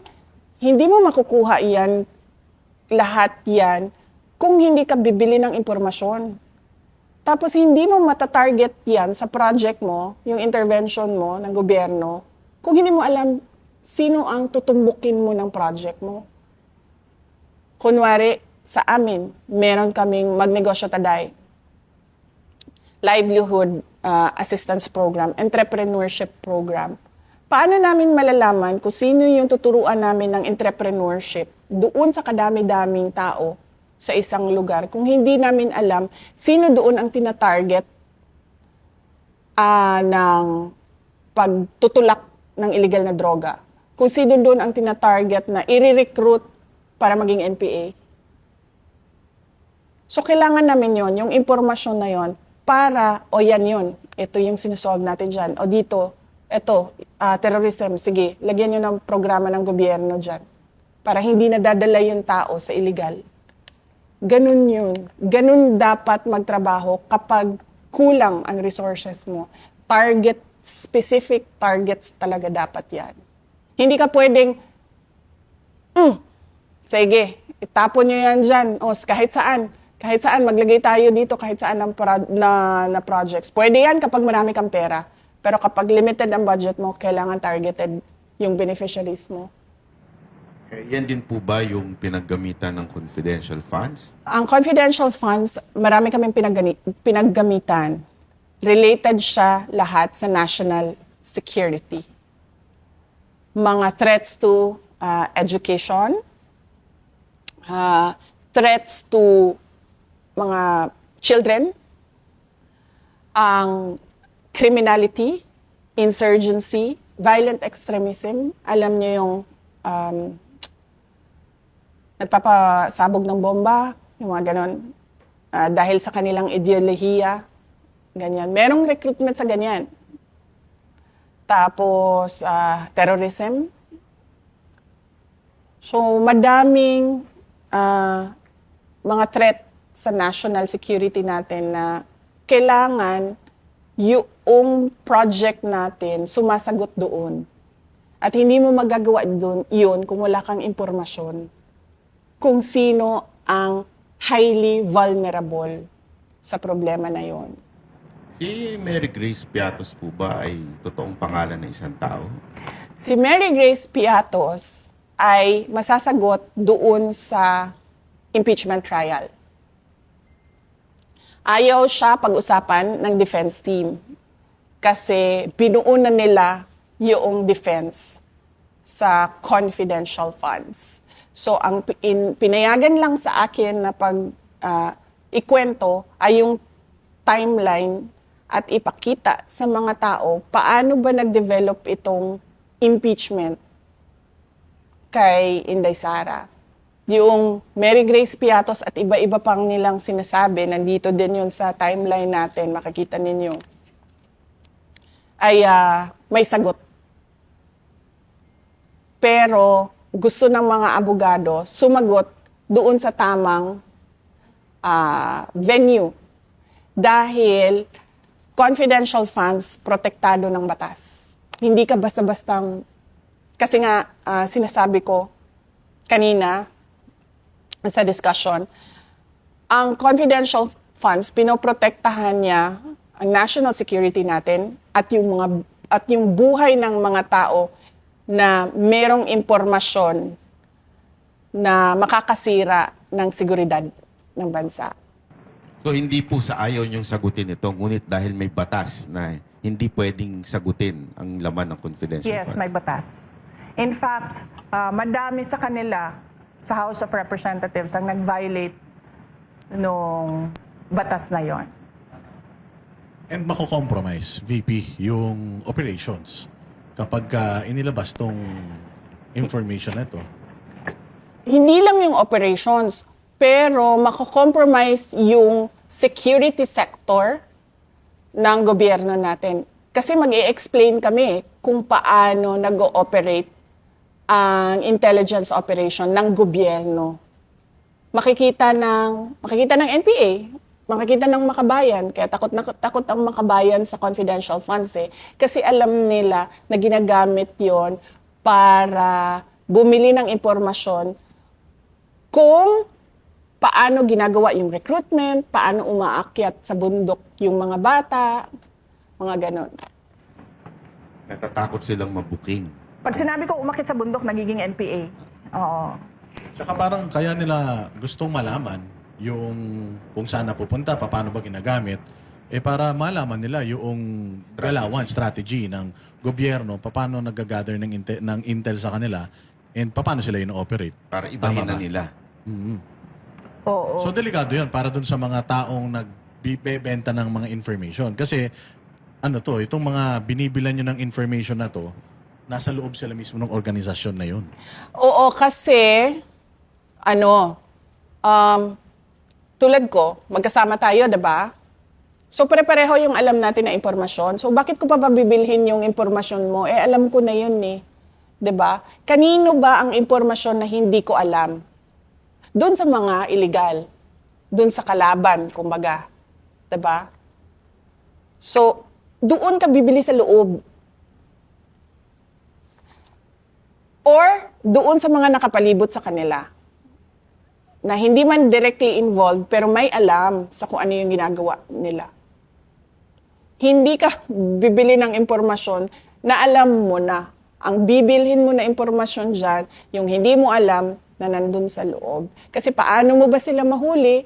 Paano mo ba matarget yung project mo kung hindi mo alam anong ginagawa noong kalaban?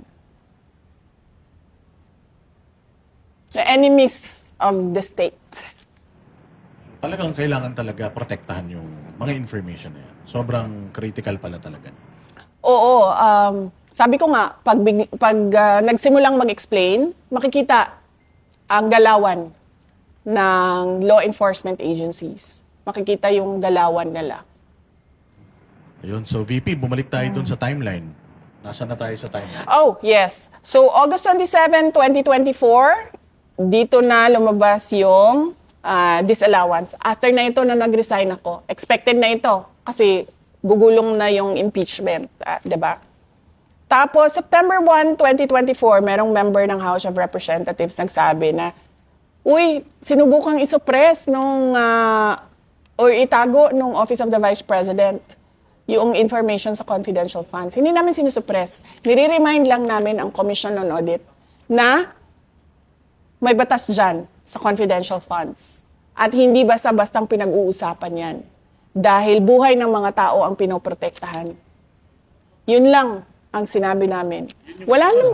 VP, yun yung reason bakit kinontempt nila yung inyong Chief of Staff, ano? Yes, kinontempt nila si Attorney Lopez dahil doon sa pag-resign ni Gloria Mercado sa Department of Education na sinabi ko sa kanila, wala namang pagbabasihan nung sumunod na hearing, sinabi ko sa kanila, wala namang pagbabasihan yung pagpaparesign nyo kasi ang tumatanggap ng resignation ng undersecretary ng lahat ng ahensya ng gobyerno ay president. Kasi ang appointing authority ng lahat ng USEC ay president. At hindi alam yun ng mga members of the House of Representatives dahil nung sinabi ko yon, natulala silang lahat.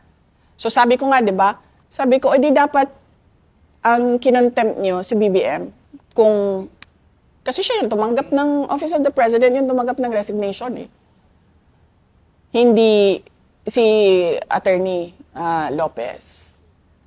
So, nakanganga silang lahat kasi hindi nila alam yon. Well, that goes to show kung anong klaseng mga members of the House of Representatives ang binoboto natin.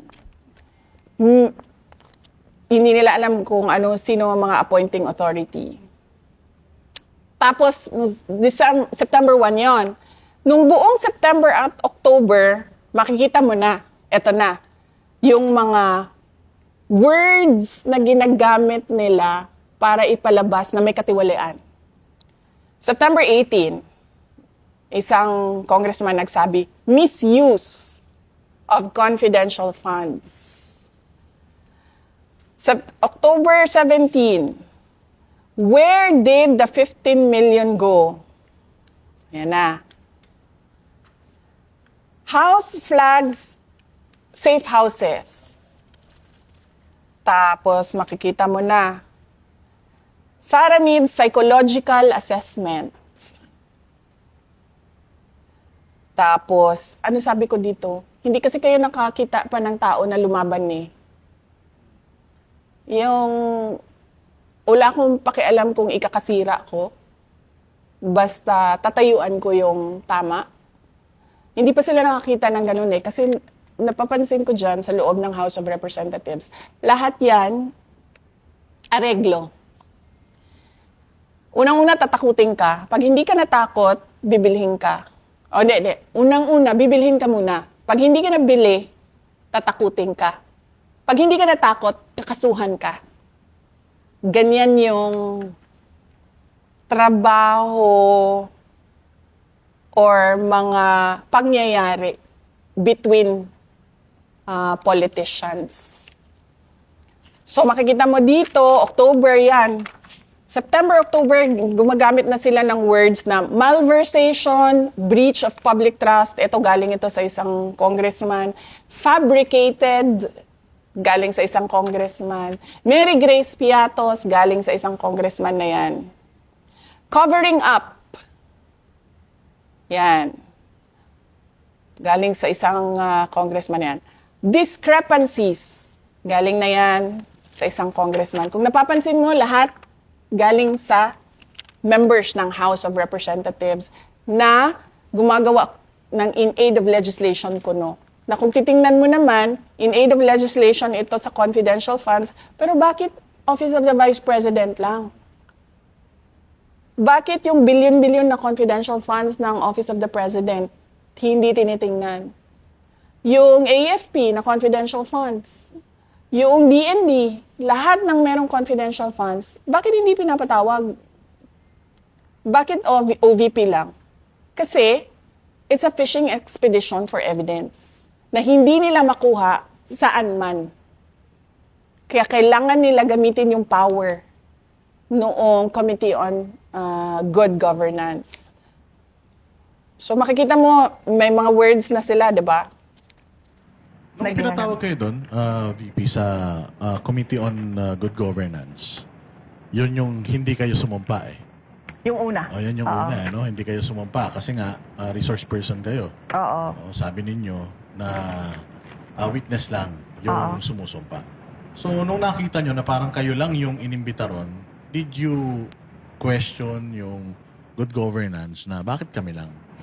Hindi ko na kinasyon dahil alam ko naman na tinarget na kami. Kasi doon sa opening statement ko, sinabi ko na doon na you are going after me because you do not have evidence of wrongdoing. Kaya binuksan niyo itong hearing na ito. Sinubukan nila doon sa budget hearing na hindi nila nakuha, diba? Kasi unang-una sabi ko, wala naman kaming nire-request na confidential funds, so bakit kayo magtatanong about confidential funds? Pangalawa, hindi pwede pag-usapan ito dito. Diba? Ayaw ko magkaroon ng kaso. At ayaw ko ibulgar kung paano gumalaw ang law enforcement agencies at mga intelligence operations ng gobyerno. So, yun yung makikita nyo, September, October, November, dito na naglabasan. Malversation, breach of public trust, discrepancies. Ito na yung words leading to an impeachment.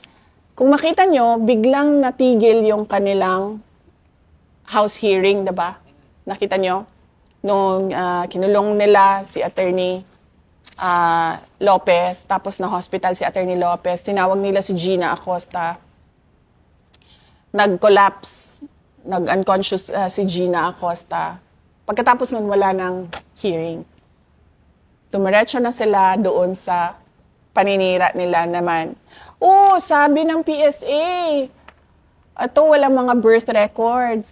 Ganyan. Yan na yung kanila. Hindi mga totoong tao ito. Palibhasa kasi wala silang alam sa kung ano yung trabaho ng gobyerno. Kasi ang ginagawa lang nila dyan sa loob ng House of Representatives, manira ng pangalan. So, yon. Tapos, sumunod nun sa timeline, yung mga impeachment na. Yung nagkagulo, nagrumble nila na filing ng impeachment. Alam nyo, kaya umabot yun sa ilan? 3? 3, di ba? Kasi yung unang sinulat, basura. Basura siya. Wala siya at all any leg to stand on in any court. Yung sumunod na sinulat, basura pa rin.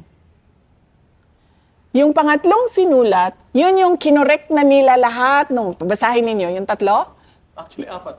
Yung pang-4 yung lumusot eh. Yes, 4, no? Oo. Kung babasahin ninyo, yung mga una, pangalawa, pangatlo, basura sila lahat. Hindi ko alam kung sino nagsulat. Gusto ko sabihin sa kanya, i-recruit mo ako magsusulat niyan. Papasok yan sa korte. Tapos, yung pang-4, yun na yung corrected copy ng lahat. Kilala ko kung sino, isa sa mga abogado na sumulat noon, na sinasabi ko nga kay Michael Powell, abogado ba ito? Tingnan mo naman itong sinulat niya, pero syempre, ayoko sila tulungan. So eto na, gumalaw na yung mga abogado, hindi pwede yan, kasi nag-antay kayo na maayos nyo yung impeachment complaint at yun yung pinasok ninyo. Ganito din naman nangyari ngayon Diba? 4, 2 yung pumasok. Yung pang-4 doon, yun yung gusto nila kasi yun yung sinulat ng maayos. Yung 2 dyan, basura. Yung isa dyan, hindi na nila papansinin yan. So, yun, December 2024 yun, diba? Ayan, may dagdag pa sila. December, tumuloy-tuloy pa pala sila. Faked. Sino nagsasabi ng fake? Sila lang din. Yung mga members lang din ng House of Representatives. Walang ibang nagsasabi na fake yan. Sila lang. No birth records. Ngayon, Eh, hindi mo alam kung paano gumalaw ang intelligence operations eh. Fund abuse. Yan. May mga ganyan na sila na words na parang binubuo na nila yung kanilang impeachment. Pagkatapos nun, meron na silang February 2025. Meron na silang kailangan imbestigahan ang disallowance. Kasi pala, isasali nila yon, yung disallowance na yon. Kailangan daw imbestigahan. February 11, 2025, House must probe the Sara Duterte's 12.3 billion DepEd disallowed expenditures. Na hindi nila naisip, mas maraming disallowance ang Office of the President, ha? So kung mag-i-impeach tayo, iunahin nila ang Office of the President. Tapos, February 27, 2025, act swiftly on Sara Duterte impeachment. Catholic Bishops' Conference of the Philippines. Pero pagdating sa aligasyon ng flood control involvement ni BBM, tahimik sila. June 11, 2025, eto na. Dahil hindi nila alam saan sila lulugar, impeachment, ano ba, kapafile na lang natin ang kaso. To siya, lahat ng kaso na pwedeng i-file natin. So nag-file sila ng criminal at admin cases. Tapos, eto na. September 29, 2025. Ito na yung privileged speech ni Senator Cheese Escudero na sinabi niya ang mastermind, si Martin Romualdez, at ginamit ang political capital ni BBM at ang promise ng for later release funds sa mga projects para pumirma ang mga congressman sa impeachment. So, yan yung buong timeline kung paano nila niluto ang impeachment. Galing sa walang ebidensya papunta sa fishing expedition, illegal na paggamit noong information sa loob ng in aid of the legislation para sa impeachment. At yung meron na talagang nagsabi na yung mga pumirma ay pinramisan ng for later release na funds. Yes, Congressman mismo, si Congressman Toby Chanco, sinabi niya yan, na isa daw sa reason kung bakit yung alyansa nagka-leche-leche dahil dun sa impeachment na ginawa sa inyo. So, nasabi yan ni Toby Chanco. Kasi, paniwala ko, nagmamadali din sila mag-promise ng pera. Kasi election na eh. Siyempre, lahat ng mga congressman parang tipong, nasaan na yung funding namin? Election na kami. Kami din eh. Mag-i-election din kami. Hindi lang naman kayo eh. Diba? So, lahat yon ay yan. Planado. Yung pong yung latest na impeachment, meron silang sinasama pang iba na yung si Madriaga. Ano po ba ang kwento sa likod nito? Oo. Si Madriaga ay kinasuhan ko ng perjury dahil hindi ako papayag na itulad nila ito doon sa ICC case ni dating Pangulong Rodrigo Duterte. Kung makikita niyo yung ICC case, ang mga unang sinabmit doon ni Trillanes ay si Las Cañas at si Matubato. Kasi galing yun dito, di ba? Sa atin, sa Pilipinas. Meron silang hearing, pinabayaan sila ni PRD na magsalita, nagsalita sila, nagpa-interview sila, ganon. Pero hindi question yung credibility nila. Parang tinanggap na lang ng lahat na totoo yung sinasabi ng witnesses. So dito, pagdating kay Madriaga, nag-file kami ng perjury kasi sinasabi namin walang katotohanan lahat ng sinasabi niya. At ito yung aming mga ebidensya bakit namin nagsusuporta sa sinasabi ko na hindi totoo yan. Makikita nyo, actually, 6 nga pala no? May 3 akong hindi pinangalanan. 1, 2, 3, tapos Makabayan, BBM, Pink Yellow. Meron pang 3. Makikita nyo, sa mga lumalabas na news items, sinasabi bagman, sinasabi aid, sinasabi civilian intelligence agent. May mga ganun sila na words na hindi mo makikita doon sa affidavit. So bigla na lang siyang may narrative na sila. Bakit? Kasi kung makikita ninyo yung Madriaga affidavit, lumabas yon pagkatapos na ma-dismiss ng Supreme Court ang impeachment.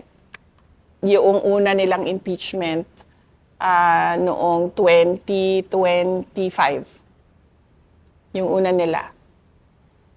Kasi doon sa kwento nila, wala silang, kumbaga, whistleblower.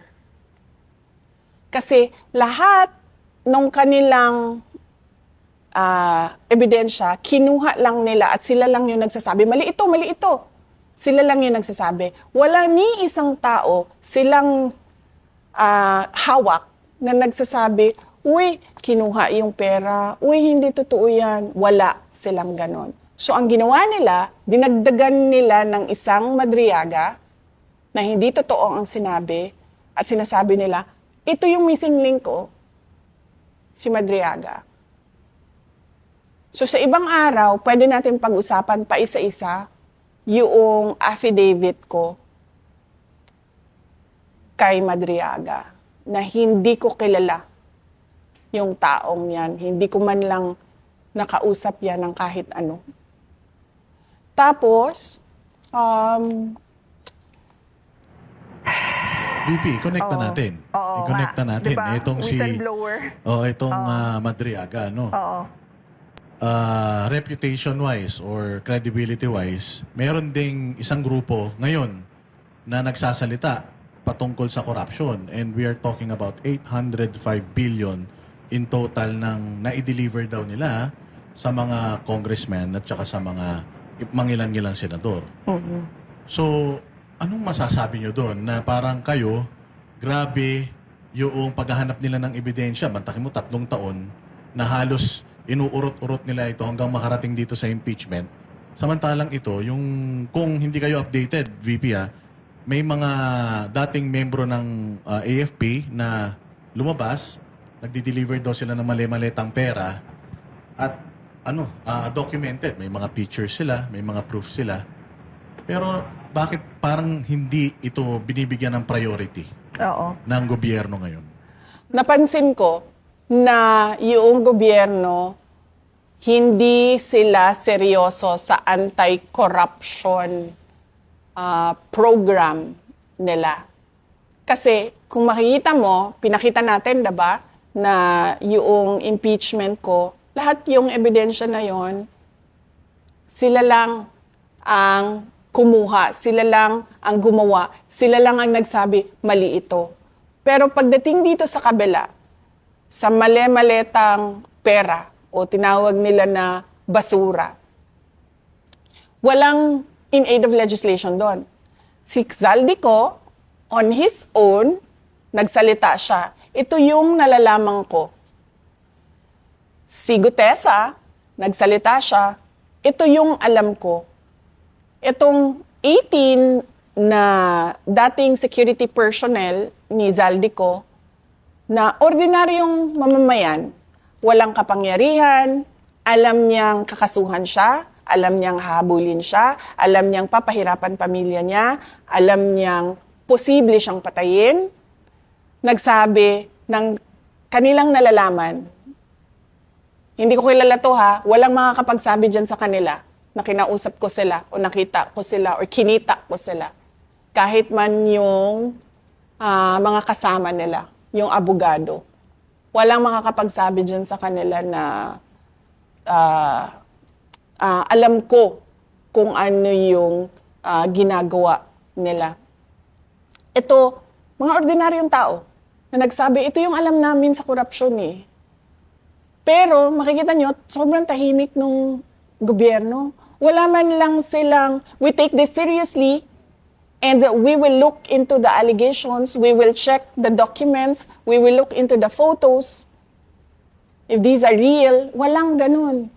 Ang lumalabas lang, ay nako, mga dishonorably discharged yan.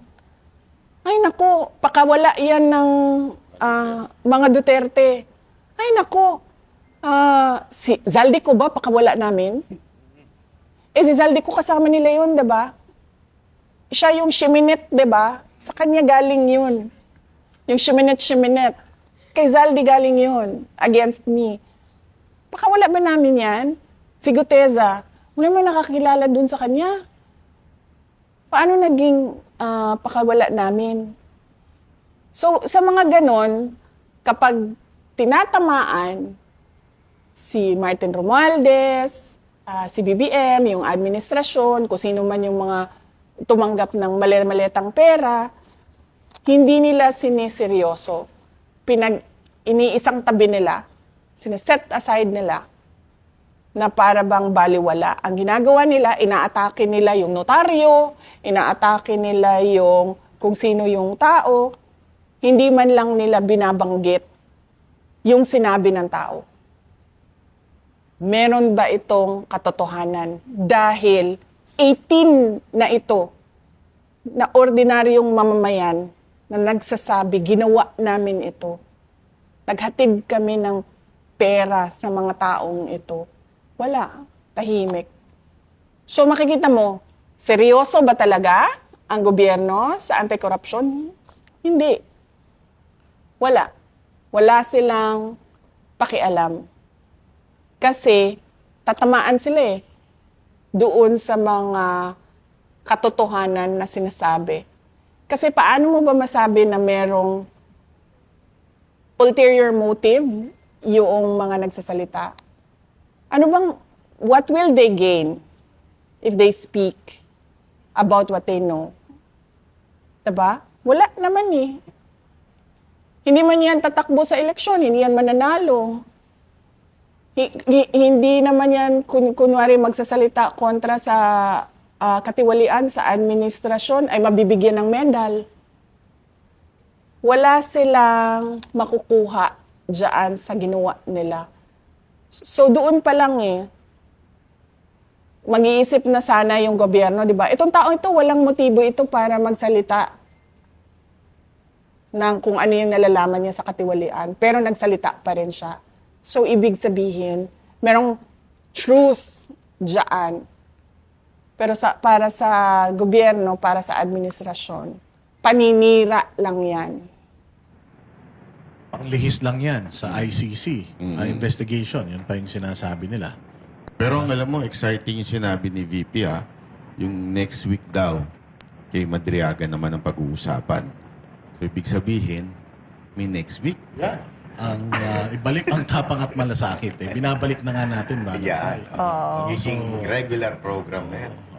Palagay ko, napakaganda nito Napakaganda nitong opportunity na to. Kasi marami rin talaga, VP, mga kababayan natin na gusto marinig yung mga sagot mo sa bawat batikos nila sa'yo. Kasi parang sinasabi nila, Banat Bay, masyadong mabait si VP Kaya nga, noong kayo ay nag-file ng kaso kay Madriaga, people are expecting na hindi lang si Madriaga yung sasampahan nyo ng kaso na marami pang iba. Darating tayo doon. Depende na yan sa kahandaan ng abogado kasi sila yung mga naghahanda. In fact, yung kay Madriaga, matagal yan na trabaho nung Panelo Law Office para mabuo yung sagot, para detalyado at pulido at meron talagang ebidensya yung sinasabi naming perjury. Ngayong araw na ito, pinakita lang natin yung double standard ba? Ito walang ebidensya, gumawa ng ebidensya, umabot sa impeachment. Ito may ebidensya talaga na hindi gawa-gawa yung ebidensya, base siya sa isang ordinaryong mamamayan na walang motibo para sirain ang administrasyon, pero hindi pinapansin at hindi tinututukan at hindi binibigyan ng halaga. At saka testimonial evidence to. So talagang ebidensya dahil first-hand information yung nakuha nila. Saka hindi lang yun yung mga naglalabasan na Banat Bay. Meron pa nung nakaraan, VP, kung hindi mo nabalitaan, yung text messages.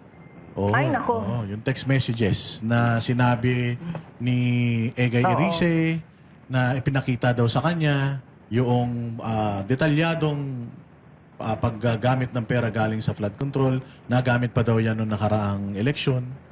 So ito pa, yun pa. Yes, so kaya ako nasabi ay nako eh. Kasi ang dami niyan. Ang dami niyang text messages na yan. Hindi yan isa lang. Oo. Kaso, hindi nilalabas kasi pakiramdam ng mga tao na may alam doon sa text messages, ay hindi naman ito papansinin din ng administrasyon eh. Kasi itatago lang nila ito or ihaharas lang kami, ititreten lang kami, kakasuhan lang kami, which is yun ang ginagawa ngayon sa 18 na mga dating security personnel ni Zaldico. Kakasuhan sila. So, yun yung nangyayari doon sa binabanggit mo na text messages. Hindi ka ba na nagugulat, VP, na 3 years nilang pinlano yung pagsira sa'yo. Pero ngayon, may gerang nangyayari sa Middle East. Pero wala silang plano, VP. Yung mga speeches nila, parang sinasabi, magano kayo, pumunta kayo sa safe na lugar, parang kanya-kanya, bahala kayo sa sarili nyo muna. Dahil hindi tayo pwedeng makapagpadala dyan ng eroplano, hindi rin naman pwede yung land travel. So kayo ba nagugulat na ganito yung trato nila? Alam mo, napakadali magpadala ng eroplano eh. Sa totoo lang. Alam niyo ba nung COVID na panahon, madami ang na-stranded na mga tiga Davao City dito sa Manila? Napakadali. Nagkontrata kami ng commercial airline. Sabi namin, isasakay namin sila lahat, babayaran namin kayo using COVID funds. So, ilang beses namin ginawa yun. Nangontrata kami sa commercial airlines, lumipad yung commercial airlines, doon sinakay lahat ng na-stranded na tiga Davao City na cleared na magbiyahe or inallow na doon mag-quarantine sa Davao City, nilipad namin. Hindi lang 100, hindi lang 200 na mga individual ang nilipad namin noong panahon na yon. At hindi lang mga tiga Davao City. Meron pa kaming iba na kapitbahay lang ng Davao City, pero sabi namin, sige, sumakay na kayo, basta mag-quarantine lang kayo according to sa sinabi ng doktor dito sa labas ng Davao Airport. Tapos pwede na kayong magsiuwian kung saan. Hindi ganyan kahirap magpadala ng eroplano kung saan mo gusto kumuha or mag-rescue ng tao. Kaya lang, VP, sarado ang airspace. Tsaka baka daw pabagsakin yung aeroplano. Hindi kasi yung isang kaibigan ko galing Dubai, papauwi na siya kasi nagbukas na yung siguro limitado pero hindi sarado kasi yung kaibigan ko papauwi na siya ng Pilipinas, commercial flight siya. Meron po bang planong OVP para tulungan ng mga OFW natin? Meron kaming point person, meron kaming tao sa Office of the Vice President na itong tao na ito in charge siya sa mga tinatawag na parallel groups. Dating campaign support groups na naging ngayon ay mga supporters pa rin ko at ng Office of the Vice President na nasa iba't ibang lugar. So tinatanong namin sila, yung mga nasa Middle East, meron ba sa inyo ang gustong umuwi? Kasi baka meron kaming matulong sa inyo sa pag-uwi ninyo once meron ng magbukas na commercial flights kung saan man kayo. Handa ang OVP din tumulong.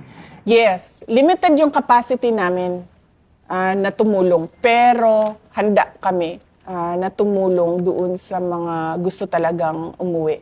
So far, tinatanong ko yung tao namin sa Office of the Vice President, tinatanong ko siya kung meron ba nagsabi sa kanya na gustong umuwi, kailangan ng tulong.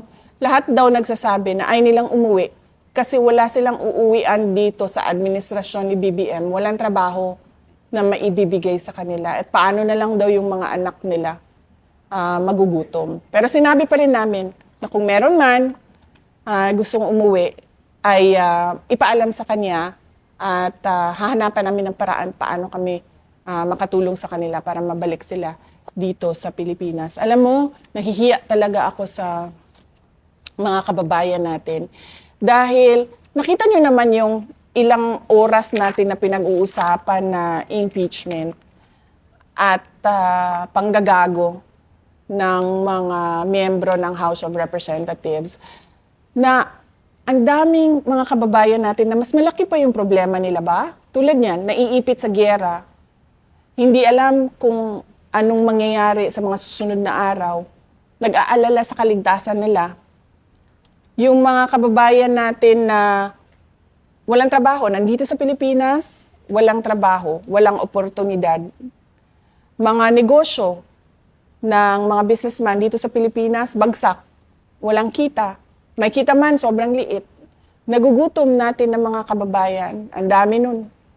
Na parang tipong araw-araw nila hinahanap yung pera, pambili ng pagkain. Hindi na nga nila maisip, araw-araw paano yung ligo ko eh. Kasi paggising nila, saan ko hahanapin ang pambili ng bigas mamayang hapon? Ang daming, yung mga nagkakasakit, sobrang dami nun na hindi nila alam saan nila kukunin yung pang-chemo, therapy nila. Tapos, nakakahiya sa ating mga kababayan na ganito pa rin. Nandito pa rin tayo sa politika, nandito pa rin tayo sa impeachment. Tapos sila, hindi na nila alam saan nila hanapin yung hope, yung pag-asa. Saan nila panghahawakan yung pag-asa ng kinabukasan nila. Kasi nakita ko yung yung na parang ibalik ang tapang at malasakit. Kasi nawala po talaga yung ganoon sa gobyerno. Dati, nung panahon ni Pangulong Duterte, naramdaman niya ng mga OFW yung malasakit. Pero nakakalungkot lang isipin, ayaw nilang umuwi kasi wala silang uuwian. Kahit delikado na yung buhay nila. But no choice. Yun yung sinasabi Pero ng firm BP. firm si Pangulong Duterte before. Nung naglatag siya ng parang deployment ban sa Kuwait noon na kahit na ayaw ng mga Pilipino, firm siya, hindi, madidisgrasya kayo Kasi merong pang-aabuso sa mga Pilipino doon noon So talagang kahit hindi nasusunod yung tao, ang nasusunod talaga yung presidente. Kung ano yung tama, kung ano yung kailangan. Kasi talaga ang Pilipino, magaling yan sa ganyan, yung kapit sa patalim VP di ba? Minsan, gagawin na lang nila kahit na mahirap kasi may mga pamilya silang may mga pamilya silang sinusuportahan dito sa Pilipinas. Isa pa yan sa problema natin, human trafficking. Dito sa Pilipinas, nire-recruit, maayos basahin sa papel, magtatrabaho ka bilang waitress. Ganon. Pagdating doon, nagtrabaho sa bar, nagmamasahe yung mga, dirty massage, yung ganon. So, isa pa yan sa problema din natin. Pero firm din naman ngayon ng gobyerno. Firm na i-impeach si VP Sara. 3 years nilang pinlano yun. Banat bay, antindi. Diba? Oo, kasi sa kanila, walang distraction. Nagkakagera na, basta kami impeach namin si VP. Diba? Kaya firm din sila. Kumbaga, pinag-uusapan nila yung kung paano ililift yung excise tax sa gasolina. Pinagpaplanuhan pa lang nila. Pero kay VP Sara, yung plano nila talagang tapos na. Oo. And speaking of that, VP, posible na ma-impeach kayo ulit sa Kongreso. Kaya nyo bang sabihin sa mga Pilipino ngayon na malinis kayong nagtrabaho, bilang DepEd Secretary at bilang Vice President ng Pilipinas? Walang makakapag-question sa trabaho ko at sa mga accomplishments ng lahat ng mga nadaanan ko na opisina. Napakarami ng accomplishments namin sa Davao City noong ako ay mayor noong 2016 hanggang noong 2022. In fact, kahit noong 2010 to 2013. Makikita yon sa mga awards na nakuha. More than 200 awards and recognition ang nakuha ng Davao City sa mga projects and programs na ginawa namin doon sa Davao City.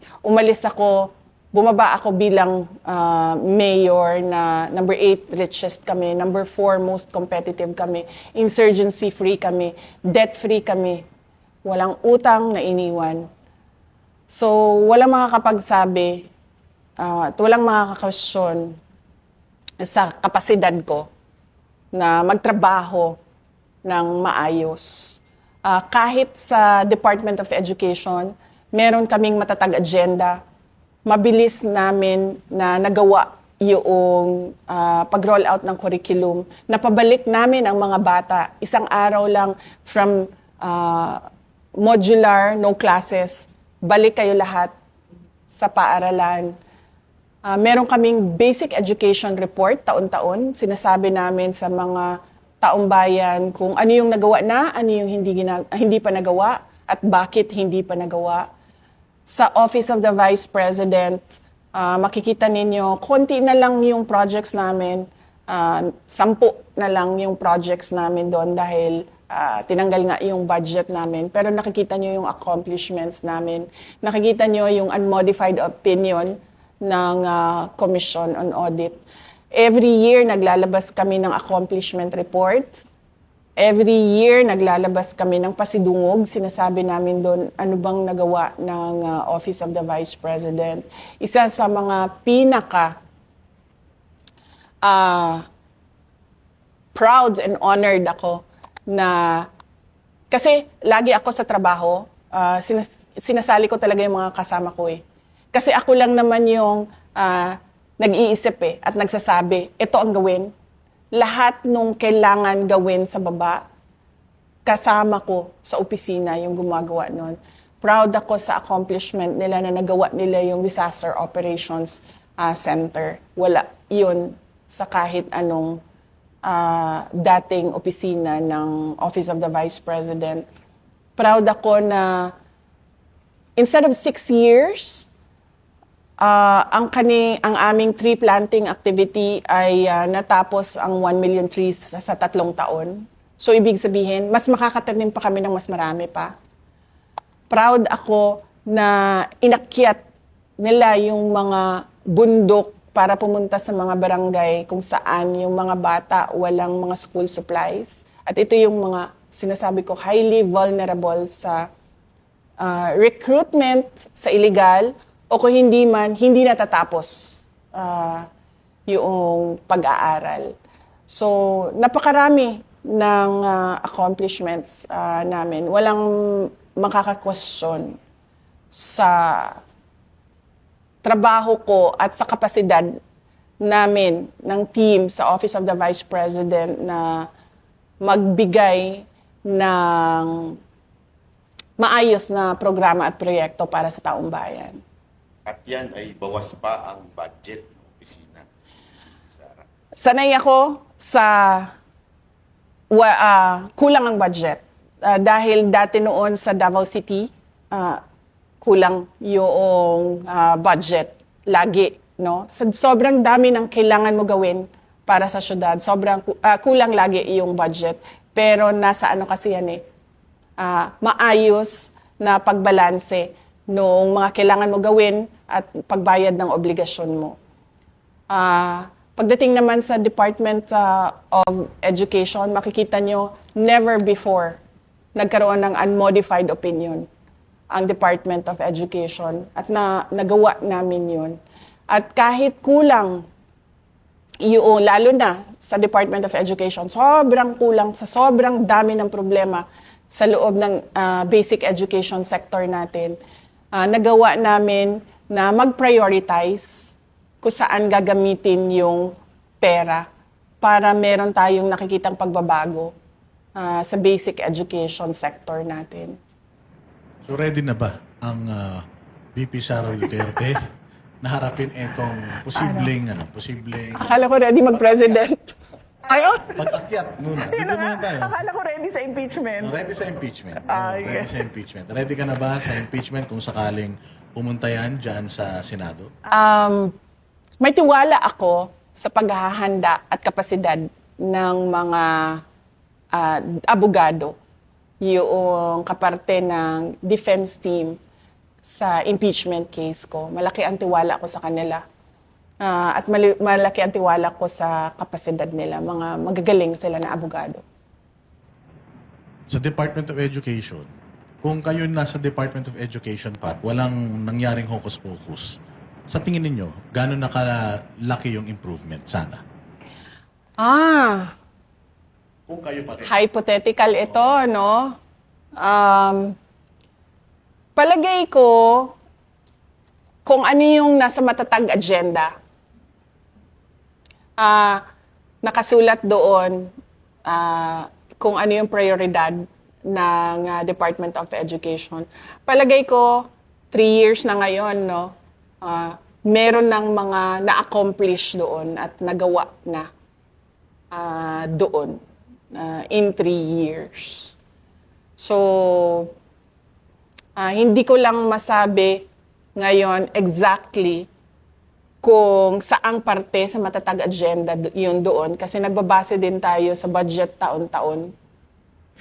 Pero napakahalaga kasi nung may sinusundan yung isang organization. Tulad sa amin, sa Department of Education, yun yung agenda na yon na kayang-kaya siyang gawin in 6 years. Kasi, sabi ko nga, kulang yung budget, kulang yung resources, kailangan mo mag-prioritize. So, kapag nagpa-prioritize ka, nagagamit mo maayos yung pera. And isa ito sa ipaprioritize mo kung papalarin na maging presidente ka. Di ka ma-impeach, ha? Isa ito sa itutuloy mo pagka naging presidente ka. Oh yes, oo. Napakahalaga na ayusin natin yung basic education sector natin. Kasi ito yung foundation ng mga future professionals, future government employees, future banatbay, future boss dada. Ito yung foundation. Yung kindergarten to grade 12. Ito yung nagmo-mold ng future citizens ng Pilipinas. So, dapat talagang ayusin siya. At dapat mabilis yung pagbabago sa loob ng Department of Education. Kasi napapag-iwanan tayo ng mga kapitbahay na mga bansa. Alam niyo, noong nasa Department of Education ako, sinasabi ko na lagi alam niyo, we should learn from the COVID-19 pandemic. Nakikita natin na yung classroom, hindi lang siya ang lugar kung saan pwede matuto ang isang tao. Maraming paraan na pwede mag-aral at matuto ang isang tao. So, hindi natin kailangan ipasok ang mga bata sa classroom araw-araw. Kasi hanggang ngayon, yung mindset ng mga tao, ng gobyerno, nandun pa rin sa paggawa ng classroom. Wala sila doon sa mindset na paano ba itong bata na ito matuto? Kasi yung mindset natin, nandoon pa tayo sa mindset ng 1940s. Kailangan pumasok ng bata sa classroom, umupo doon at makinig sa teacher. Hindi na kasi ganun ngayon Sa dami-dami ng technological advances, sa dami ng innovation na pwede mong i-apply sa basic education, hindi ka na nakakahon doon sa kailangan ko mag-construct ng classroom. Diba? Kasi anuhin ba natin yung classroom kung yung bata na nakaupo doon ay hindi natututo? At yung teacher na nagtuturo doon ay hindi marunong magturo. At yung teacher na marunong magturo, walang kwenta yung kanyang curriculum, yung tinuturo niya sa bata. Diba? Tapos nandun tayo sa semento na at bakal ng classroom na ito. Ang mahalaga sa edukasyon ay yung natututo yung bata. Hindi yung kung saan siya nakaupo araw-araw. Magandang idea ni Ma'am, ano? Dahil ngayon nga talagang mas marami pa ang matututo. Kasi kung limitado nga naman yung eskwelahan, yung classroom, konti lang ang matuturuan. Pero pagka yung technology, ano talaga sa edukasyon, mas marami po ang makikinabang na maturuan. Oo, kasi napapansin ko din, no? Parang, ano ba? Parang sa opisina ba? Ganito din kasi sa classroom eh. Uupo ka dyan ng siguro sabihin natin 7 hours.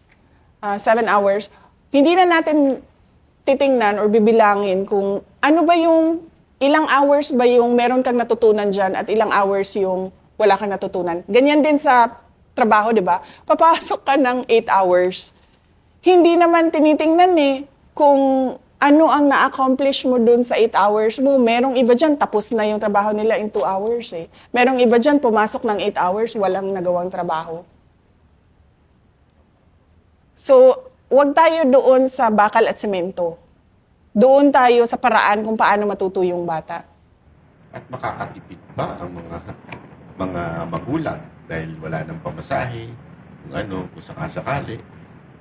Posibleng pwedeng ganon. Ganon yung pinupush ko noong ako ay department secretary, yung digital education.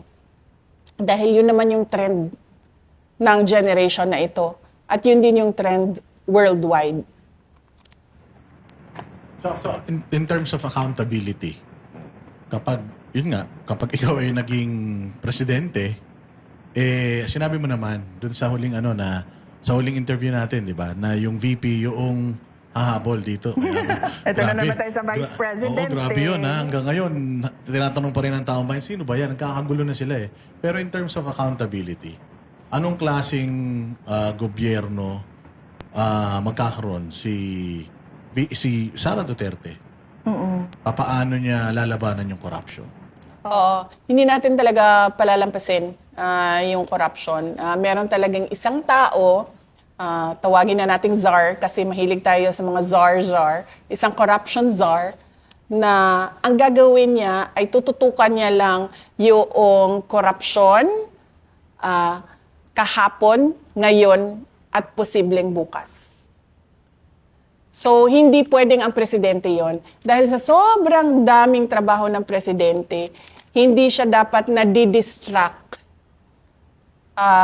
doon sa poverty alleviation, food security, national development, infrastructure development. Hindi siya dapat na-distract sa ganun. So, dapat meron talaga isang tao na ang trabaho niya ay habulin yung katiwalian kahapon, ngayon at bukas. Itong mga nangyayaring ito, yung impeachment and all, umiikot ka naman. Sa tingin mo ba nabawasan yung tiwala ng taong bayan sa'yo? Oo naman. Ikaw naman, araw-araw sisirain yung pangalan mo, Boss Dada. Hindi ba makaka-apekto yan? Siyempre, oo. Meron din. Oo. Parang wala kasi talong tumaas yung trust rating. Hindi mo, di ba? Mas lalo kayong tumaas ang trust rating kesa dun sa naninira sa inyo, lalong bumagsak. At saka nakikita yung mga yung mga live videos kapag nagpupunta kayo sa mga probinsya. Kasi sabi ko nga, doon sa survey, 'di ba? Sabi ko naman, hindi kasi ako naniniwala diyan kasi hindi natin alam kung sino yung nagpa-survey, 'di ba? Malay ko ba kung nagpa-survey yung kalaban, sasabihin niya, ilagay mo number 1 si Sara diyan para akala niya number 1 siya. O, 'di ba? Nasabi pa sa impeachment, di ba, yung unexplained unexplained wealth daw ni VP? Nakita mo yon, yung parang kung kukumputin mo yung itinaas nung value ng assets mo, parang sumusweldo ka ng 100,000 per month. Parang ganun But anyways, alam ko na meron naman kayong depensa doon sa SALN. Oo. Isa pa yan, no? Merong members ng House of Representatives na nagsabi ng unexplained wealth. Na tinatanong ko lagi, ituro mo sa akin, saan dyan ang unexplained? Kasi pag sinabi mong unexplained, hindi mapaliwanag, di ba? Papaliwanag kung paano yan pumasok dyan sa SALN mo. Wala man eh. Sinasabi lang nila, may unexplained wealth siya.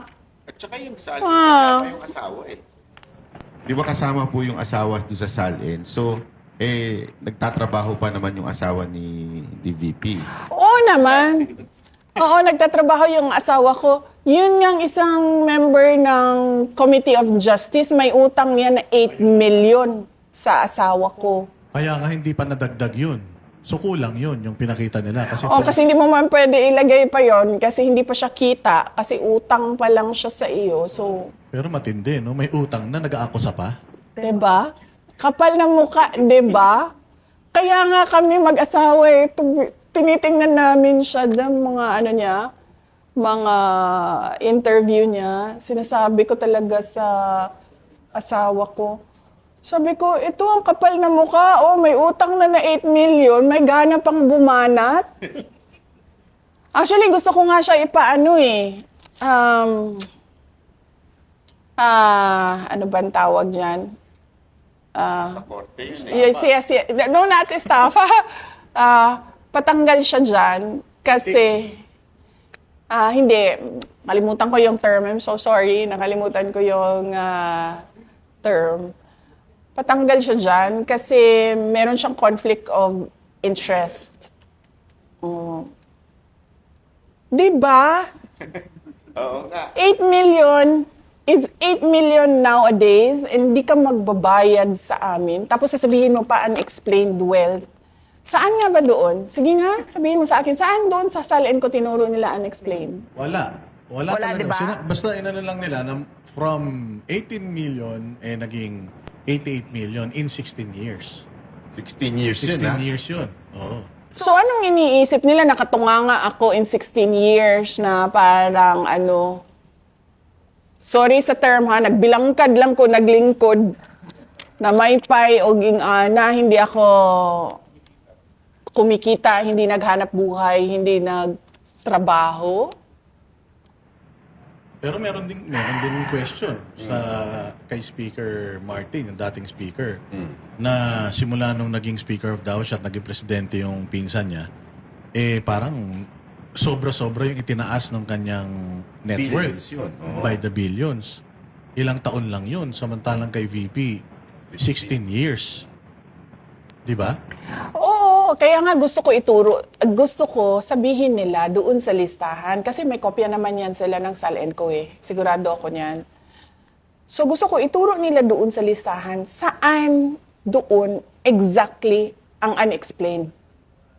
Para naman ako, maayos akong makasagot. Like say for example lang, sasabihin nila, itong property sa Matina, itong taon na ito at itong property na ito. O para ko masabi, saan galing yung pera na pinambili dyan? At para ko mapakita sa iyo yung mga dokumento.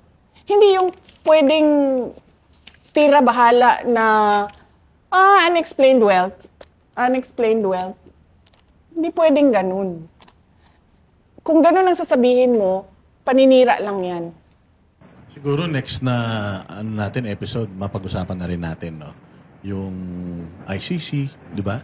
Tsaka yung iba pang mga, pero syempre, kailangan unti-unti. Nag-focus lang muna tayo dito sa timeline patungkol sa confidential funds. Nag-focus lang tayo doon sa yung ilang taon na ginugol nila para sirain yung inyong reputation. Yes, tsaka yung double standard na pagdating sa corruption, allegations sa administration, tahimik sila. Diba? Hindi nila ina-actionan. Tapos itong isa, or si Inday Sara, nahabol-habol nila lagi. Always. And forever. Bakit nga pala ibalik ang tapang at malasakit? Kasi tama ka, nabanggit mo na yan kanina, no? Nawala kasi yung tapang at malasakit. Tumakbo kami on the platform of unity and continuity. So, ibig sabihin nun, continuity, tapang at malasakit yun. Kasi galing tayo kay dating Pangulong Duterte, 2016 to 2022. Ang tema nung mga taon na yon sa buhay ng bansa natin ay tapang at malasakit. Nawala yun. Kasi, sinabi ko na nga, si BBM walang sinseridad sa kapakanan ng mamamayan at ng bayan. At ano ang ine-expect ng mga tagapanood ngayon sa susunod na episode natin? Pwede tayong magmadriaga kung interested kayo kay Madriaga. Pwede ding Yung maleta. Maleta, kung interested kayo sa Maleta. I'm sure makakakuha tayo ng feedback sa mga kababayan natin. Sakit? Papasalamat ako sa iyo, Boss Dada. Ang totoo mo bang pangalan ay Lord Byron? Opo. Talaga? He's a poet, no? Poet. Yes, oo. Pwede bang Lord Byron na lang tawag sa'yo? Diba? Yung Bisaya po nagpangalan sa akin ng Banat ba? Hindi po ako Bisaya pero pinangalanan lang ako. O kasi banat eh. Tsaka yun ang mga nakalagay sa supina ko, di ba? Lord Byron. Okay lang. Oo. Kasi alam ko na Byron eh. Pero gusto ko lang i-check kung Lord Byron ba. Opo. Oo. Para tayong ano yan siya, di ba English poet si Byron, di ba, no? So, kailangan natin ng mga English tea sets dito habang kausap natin si Banat Bay. Maganda sa dahig yan. Last message sa last mga kababayan message. natin, lalo na yung mga nasa ibayong dagat ngayon. Opo. Mga kababayan, pasensya na po, kailangan namin pag-usapan ng politika dahil hindi tumitigil ang administrasyon sa pang-aatake sa politika din. Pero hindi kayo nawawala sa isipan namin na ang mga pinagdadaanan nyo, lalo na yung mga naipit sa gyera, yung mga gutom, yung mga nag-iisip kung paano yung enrollment ng anak nila sa susunod na school year, yung mga walang trabaho at walang oportunidad para sa negosyo at lahat ng mga iba pang problema ng mamamayan. Lagi ang Office of the Vice President handa na tumulong sa maliit na paraan namin at sa maliit na opisina namin. Handa kami na tumulong, ipaalam niyo lang sa amin paano kami makatulong sa inyo. Ang lahat ng ginagawa natin ay para sa Diyos, sa bayan, at sa bawat pamilyang Pilipino. Syukran. At dito nagtatapos ang episode ngayong araw ng programang Ibalik ang Tapang at Malasakit, ang programang daluyan ng tunay na boses ng bayan. Abangan ang susunod na episode sa darating na linggo. Sama-sama nating ibalik ang tapang, buhayin ang malasakit at mahalin natin ang bayang Pilipinas. Salamat po. Salamat.